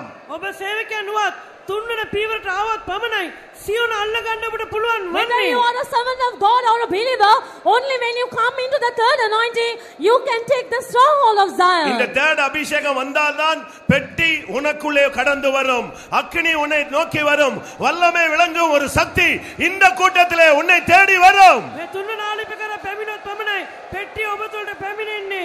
බලය ඔබ කරා බාලවන්නේ. ඉනිමේ ආලේපයක් ඔබ වෙතට බැස It's එන්නේ. only when you have the third anointing, the ark of God can come to you, the fiery anointing can come into you, and the Lord shall be with you with an anointing. மூன்றாவது அபிஷேகம் வராம இந்த கூட்டத்தை முடிக்க முடியாது. තුන්වන ආලේපේ පැමිණෙන්නේ නැතුව මෙම රැස්වීම නිම කරන්නට නොහැකි. We cannot conclude this meeting without you receiving the third anointing. கர்த்தாவே, வருடக்கணக்கா நான் காத்து தவித்துக் கொண்டிருக்கிறேன், இந்த அபிஷேகத்தை எனக்கு தாரும். ස්වාමීනි අවුරුදු ගණනක් බලා සිටින් මම ලත වෙනවා. මේ තුන්වන ආලේපය මට දුන්නේ මෙනම. Oh Lord, I've been wailing and lamenting for many years not having received the anointing. Give me the third anointing.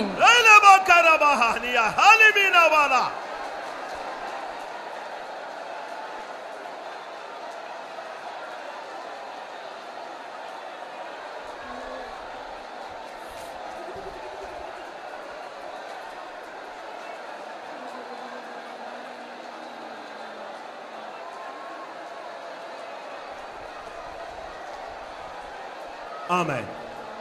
அல்லேலூயா. ஆமென். உண்மையாகவே எனக்கு இந்த மூன்றாவது ஸ்டெப்ல உள்ள அபிஷேகம் வேணும்னு சொல்றவங்க கை வைத்துங்க. සැබින්ම මේ තුන්වන පියවරේ තිබෙන ආලේපය මට අවශ්‍යයි කියන අය ඔබේ අත ඔසවන්න. All those who truly say that I want to have an anointing in the third step, please raise your hand.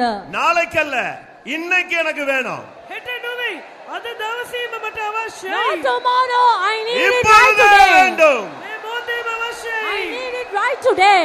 இப்பொழுதே දැන්මම I need it right now. இந்த நிமிடத்திலே இறங்கட்டும். විනාඩියම ලැබිය යුතුයි. I want it right at this very minute.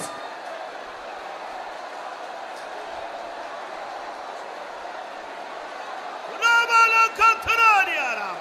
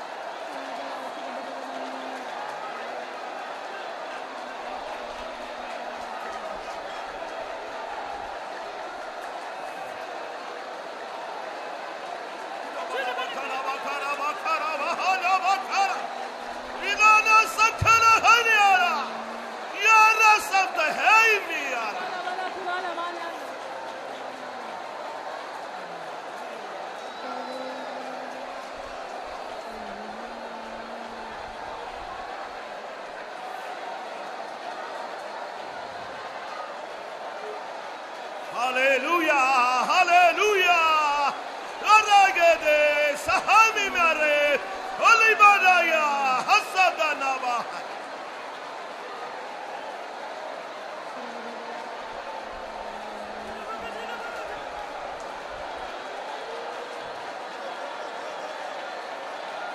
Rania sakahalibana.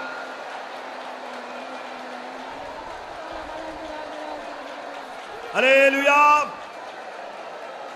ஆமாம். இந்த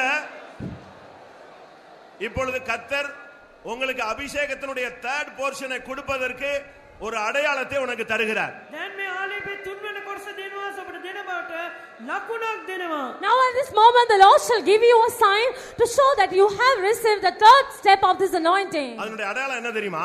ඒ ලකුණ කුමක්ද කියලා දන්නවද? Do you know what this sign is? உன் நெற்றியில கர்த்தருக்கு பரிசுத்தம்னு எழுத போறார். ඔබේ නරනේ ස්වාමීන් Hallelujah. වහන්සේ කියා ලියනු ලබයි. The Lord is going to write on your forehead saying, holiness unto the Lord. Hallelujah.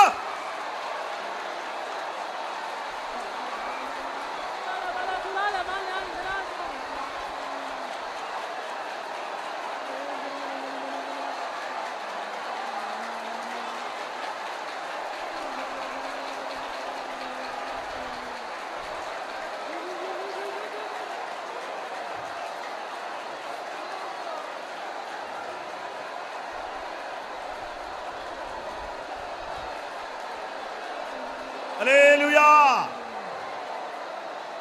ஆண்டவரே ஒரு நிமிஷம்.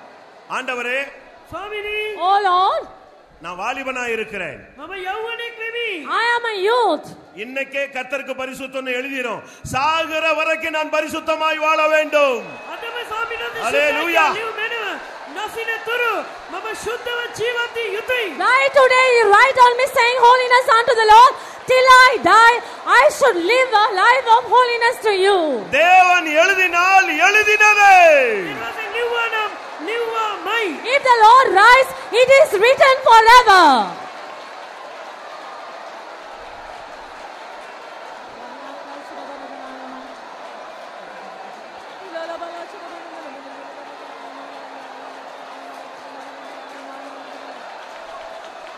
புராபானியா ராபாலா.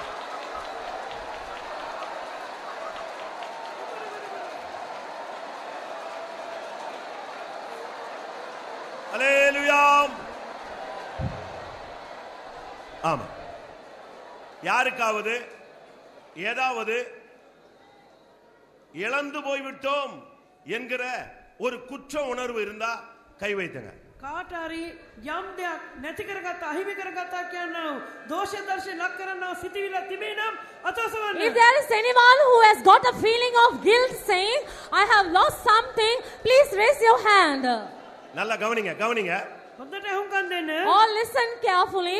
ஒருவேளை கிருபை இழந்து போனதாக ஒரு உணர்வு உனக்கு இருக்கலாம். සමහරට කරුණාව නැති කරගත්තා කියන අදහසක් ඔබට තිබෙන්න පුළුවන්. Sometimes you may have a feeling thinking that you have lost grace. ஜெபத்தை இழந்து போனதாக உனக்கு ஒரு ஃபீலிங் இருக்கலாம். යාඥා නැති කරගත්තා කියන සිතවිල්ලක් ඔබට තිබෙන්න පුළුවන්. You may have a thought like this that you have lost prayer. அபிஷேகத்தை அழைப்ப தரிசனத்தை இழந்து போனது போல உனக்கு ஒரு ஃபீலிங் இருக்கலாம். ආලේපය කැඳවීම දර්ශනය නැති කරගත්තා කියන හැඟීමක් ඔබට තිබෙන්නට පිළිවෙන. You may have a feeling like this that you have lost the anointing, the calling and the vision.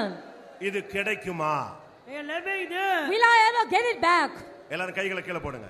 සියලු දෙනා අත පහළ හෙලන්න. All put your hands down. கிடைக்கும் விசுவாசிக்கிறேன்னு சொல்றவங்க மட்டும் கை வைத்துங்க. ලැබෙයි කිය ஆவியில අදහන நிரம்ப வேண்டாம், පමණක්. கையை மட்டும் வைத்துங்க. ආත්මය පිරිනම ලැබෙයි කිය අදහන පමණක් අත ඔසවන්න. Don't get filled in the spirit. Those who believe that you are able to get it back, raise your hand. ஒரு நிமிஷம். විනාඩියක්. 1 minute. கிடைக்கணும்னா ஒரு சிம்பிளான ஒரு வழி இருக்கு, ஒரு வே இருக்கு, அதை மட்டும் சொல்றேன். ලබා ගන්න ඕනේ නම් පහසු ගවනික. මාර්ගයක් තිබෙනවා.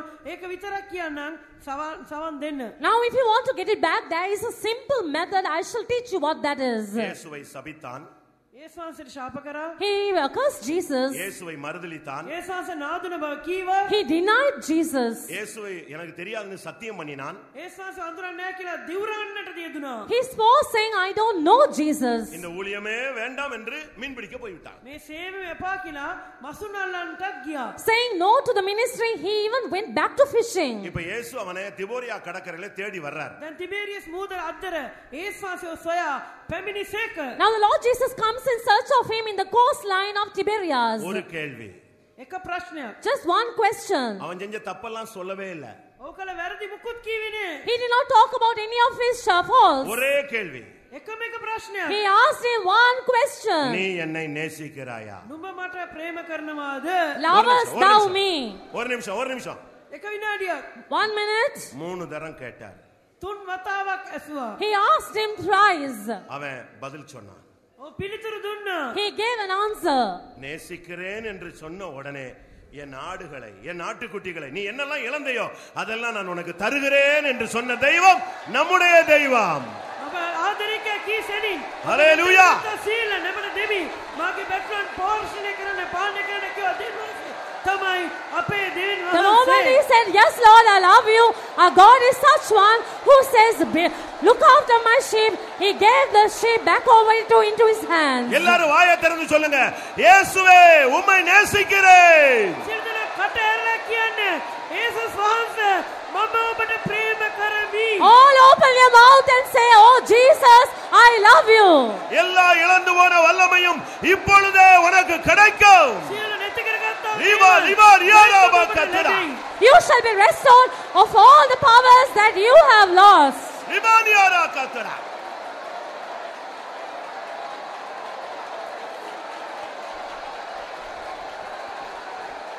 ஹalleluya, ஹalleluya, ஹalleluya, ஹalleluya.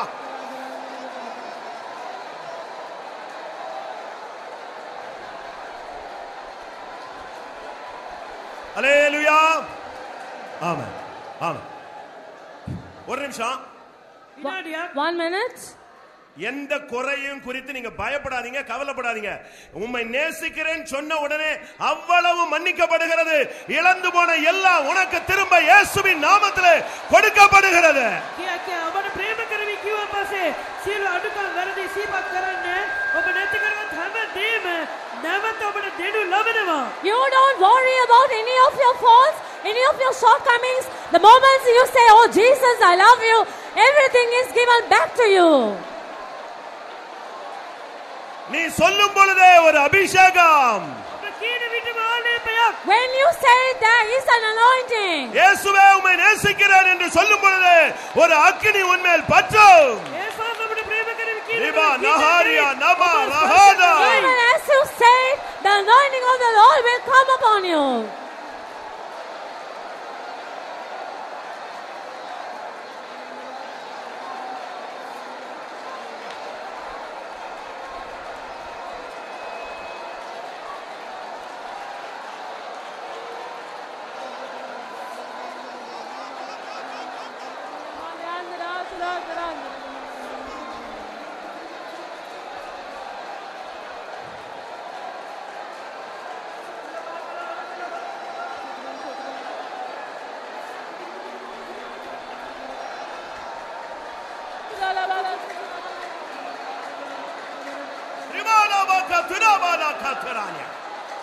ஹல்லேலூயா ஹல்லேலூயா ஹல்லேலூயா. அக்கினி அபிஷேகம், அக்கினி அபிஷேகம்.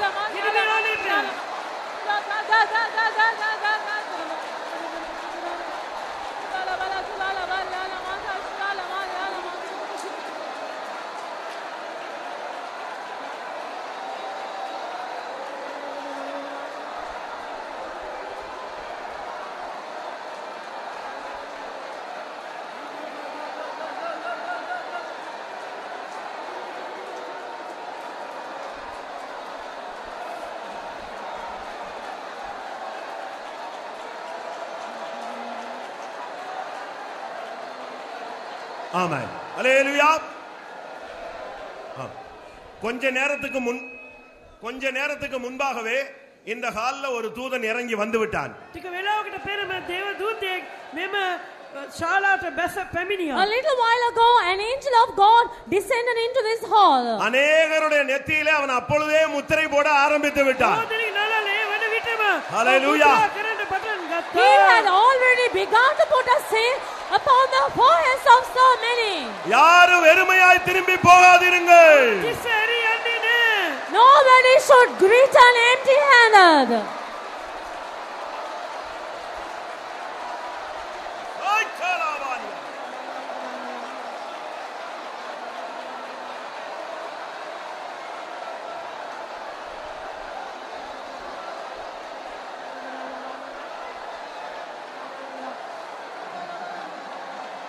அல்லேலூயா. இந்த நொடியிலிருந்து என்னுடைய ஓட்டம் முடியும் வரை இயேசுவை மாத்திரம் நேசிப்பேன் என்று சொல்லுகிறவர்களுக்கு இன்றைக்கு ஒரு விசேஷித்த அபிஷேகம் இருக்கிறது.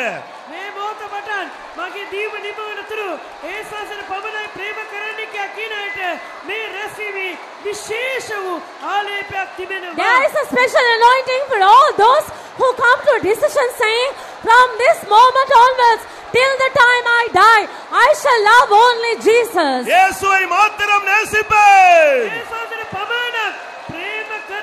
I will love Jesus only.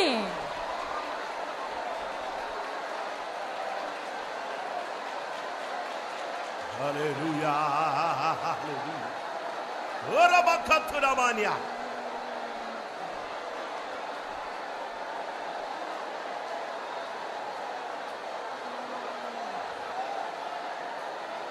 Amen.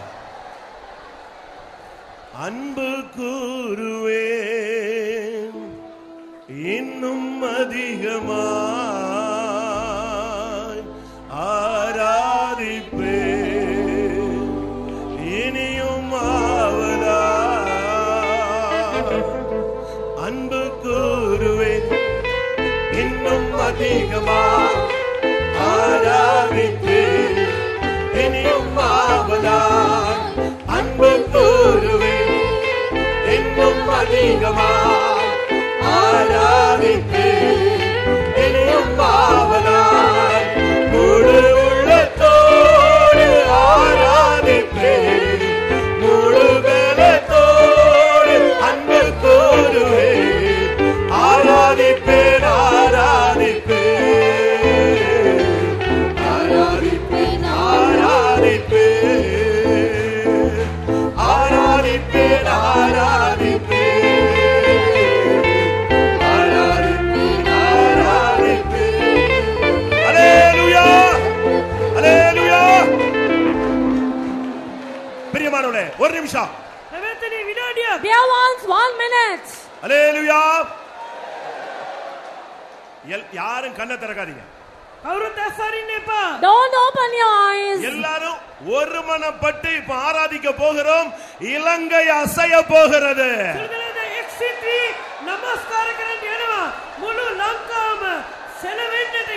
All of us are going to worship the Lord together and the whole of Sri Lanka is going to get shaken. எல்லாரும் ஒருமித்து All of us together. அன்பு கூறுவேன் இன்னும் அதிகமாய் ஆராதிப்பேன் இனியும் ஆவலாய். அன்பு கூறுவேன் இன்னும் அதிகமாய் ஆராதிப்பேன் இனியும் ஆவலாய். முழு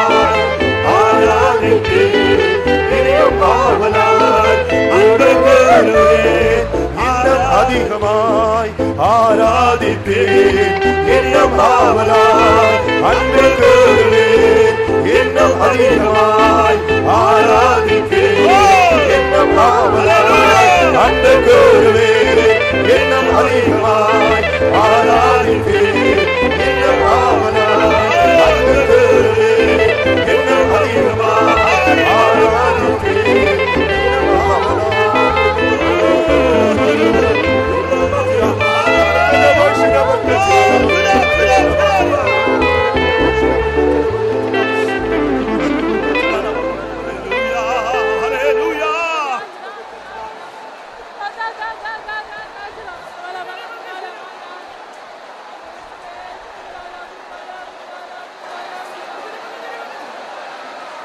Pemkaranemi sitkemburinna namadinni sitsathudinna Pemkaranemi sitsathudinna namadinni sitsathudinna namadinni mulu hadavati Pemkaranemi mulu shaktiye namadinni namadinni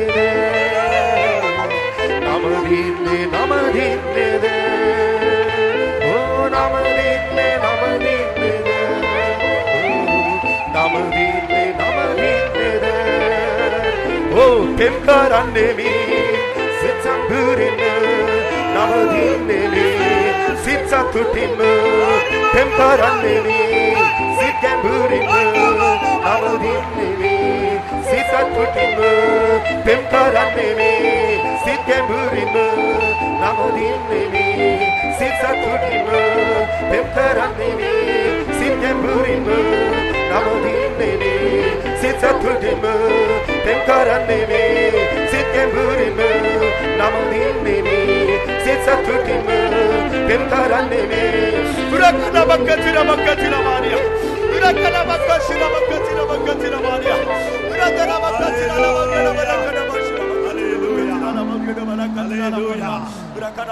bakatira bakatira Hallelujah. இன்னும் ஒரு விசை இந்த பாடல் பாடப்படும்.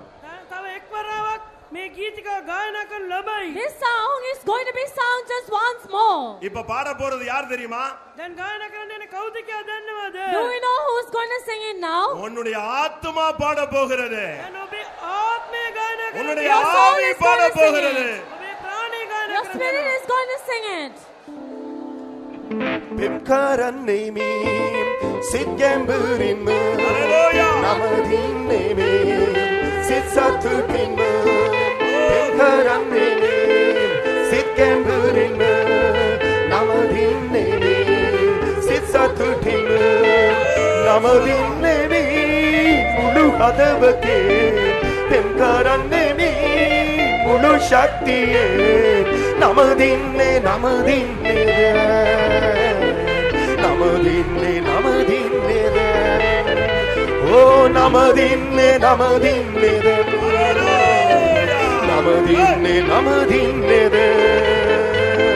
அன்பு கூறுவேன் இன்னும் அதிகமாய் ஆராதிப்பேன் இன்னும் ஆவலாய் அன்பு கூறுவேன் இன்னும் அதிகமாய் ஆராதிப்பேன் இன்னும் ஆவலாய் அன்பு கூறுவேன் இன்னும் அதிகமாய் ஆராதிப்பேன் இன்னும் ஆவலாய் அன்பு கூறுவேன் இன்னும் அதிகமாய் ஆராதிப்பேன் இன்னும் ஆவலாய் அன்பு கூறுவேன் இன்னும் அதிகமாய் ஆராதிப்பேன் இன்னும் ஆவலாய் அன்பு கூறுவேன் இன்னும் அதிகமாய் உரபக்கன பக்கத்திர மாரியா உரகன பக்கத்திர பக்கத்திர மாரியா உரகன பக்கத்திர பக்கத்திர லபகன மனக்கத்திர பக்கத்திர லமாரியா ஆண்டவரே ரியனமௌயன மனக்கன பக்கத்திர பக்கத்திர லமாரியா உரகன பாஷுன பக்கத்திர லமௌயன மனக்கன பாஷுன பக்கத்திர பக்கத்திர உரகன பாஷுன பக்கத்திர லமௌயன மனக்கன பாஷுன பக்கத்திர உரகன பாஷுன பக்கத்திர பக்கத்திர லமௌயன மனக்கஷிர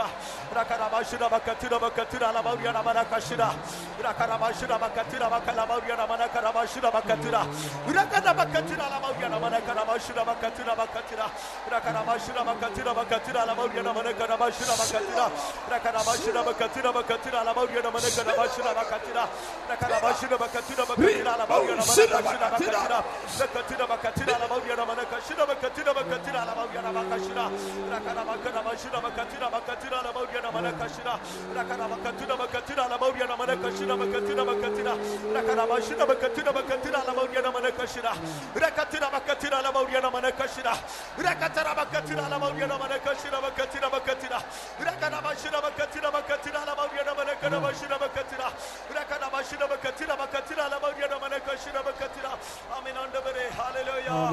Thank you, Jesus. Hallelujah. Praise you, God. Amen. Amen. Hallelujah. Amen. கர்த்தர் අවිධமாக எங்களுடைய ජීවිතේ நல்ல ஒரு புதிய அபிஷேகத்தை தந்திருக்கிறார். එලෙසින් උන්වහන්සේ අපගේ ජීවිතයට අලුත් ආලේපයක් දී And තිබෙනවා. so in this manner the Lord has given us a fresh anointing. எங்களுடைய நெற்றியில் அடையாளம் போட்டிருக்கிறார். අපගේ නළලි උන්වහන්සේ මුද්‍රාවක් තැබුවා. He has put a seal upon our forehead. அதுக்காக கரங்களை உயர்த்தி கர்த்தரை ஸ்தோத்திரம் ඒ උදෙසා දෑත් ඔසවා ස්තුති කරමු. Now let's all raise our hands and praise God. ஸ்தோத்திரம் ஸ்தோத்திரம் ஸ்தோத்திரம் ஸ்தோத்திரம் ஸ்தோத்திரம் ஸ்தோத்திரம் ஸ்தோத்திரம் ஸ்தோத்திரம் ஸ்தோத்திரம் ஸ்தோத்திரம் ஸ்தோத்திரம் Hallelujah, hallelujah. Amen. Amen. நாம் இழந்து போனது எல்லாவற்றையும் பெற்றுக்கொள்ளும்படியாக தேவன் இந்த அபிஷேகத்தை தந்தார். නැති කරගත්තා වූ සියලු දේ නැවත ලබා ගන්නට උන්වහන්සේ ආලේපය අපට ලබා දුන්නා. The Lord gave us the anointing that we may be restored of all what we have lost. நாம் இழந்து போன ஜெப ஆவியை மறுபடியும் தந்திருக்கிறார். නැති කරගත්තා වූ යාඥා ජීවිතයෙන් නැවත උන්වහන්සේ අපට ලබා The දුන්නා. Lord has given back the life of prayer which we had lost. நாம் இழந்து போனதான அந்த கிருபை ஆவியை தந்திருக்கிறார். නැති කරගත්තා වූ කරුණාවේ ආත්මය යලිත් අපට ලබා දුන්නා. The Lord has given it back to us, the spirit of grace which we had lost. அதுக்காக ஸ்தோத்திரம். ඒ උදෙසා ස්තුති කරමු. Now let's praise God.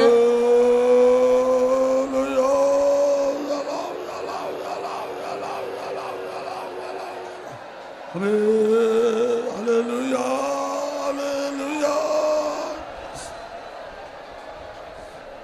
Amen.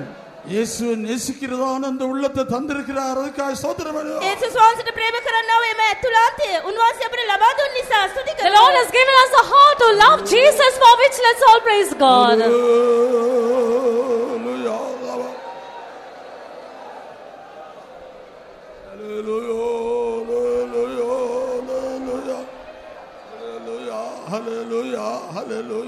ஆமென். எங்களுடைய உள்ளத்தில் இருக்கிறதான எல்லா மறைவான காரியங்களை உணரும்படியாக கர்த்தர் எங்களோட பேசி எங்களை விடுதலையாக்கினார். அதுக்காக ஸ்தோத்திரம். අපගේ ඇතුළාන්තයේ සැඟවී තිබෙන සියලු දේවල් තේරුම් ගන්න පිණිස උන්වහන්සේ අපට කතා කර අපව ඒ තුලින් නිදහස් කළා. ඒ නිසා ස්තුති කරමු. That we may understand all the hidden things that were seen in the depths of our heart. The Lord spoke to us and the Lord delivered us, for which let's all praise God.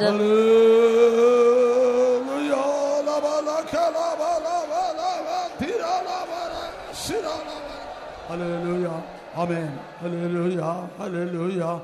Amen. இந்த இரண்டாவது நாளும் கர்த்தர் விசேஷமான ஒரு அபிஷேகத்தை தந்தார். அதுக்காக ஸ்தோத்திரம் பண்ணுவோம். දෙවනි දවසේ උන්වහන්සේ අපට විශේෂිත ආලේපයක් ලබා දුන්නා. ඒ නිසා ස්තුති කරමු. The Lord gave us a special anointing even on this second day, for which let's all praise Him. Hallelujah. Hallelujah. Amen. Hallelujah. பிதா குமாரன் பரிசுத்தாவின் தேவனுக்காக ஸ்தோத்திரம் பண்ணுவோம். පියාණන් වහන්සේ පුත්‍රයන් වහන්සේ ශුද්ධාත්මයන් වහන්සේ නිසා ස්තුති කරමු. Let's praise God the Father, the Son and the Holy Ghost. Hallelujah.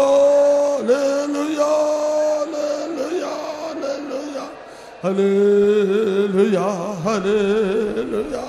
Hallelujah. ස්තෝත්‍රම් ස්තෝත්‍රම් ස්තෝත්‍රම් ස්තෝත්‍රම් ජවම.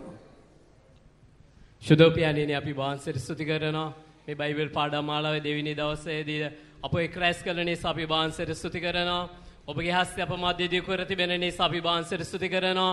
මේ සඳෑවැලදී ස්වාමිනේ වහන්සේගේ සෙනගට ඔබගේ වචනය අසන්න දුන ආශාව පිපාසය නිසා අපි වහන්සේට ස්තුති කරනවා. ස්වාමීන් වහන්සේ ස්වාමිනේ ඔබ වහන්සේ දුන ආලේපය තුල වර්ධනය වීම ඔබගේ සෙනග වර්ධනය වීම ඔබගේ කැමැත්තව තිබෙන නිසා අපි වහන්සේට ස්තුති කරනවා. ස්වාමිනේ වහන්සේ පටන් ගත්තා යහපත් ක්‍රියාව නිසා අපි වහන්සේට ස්තුති කරනවා.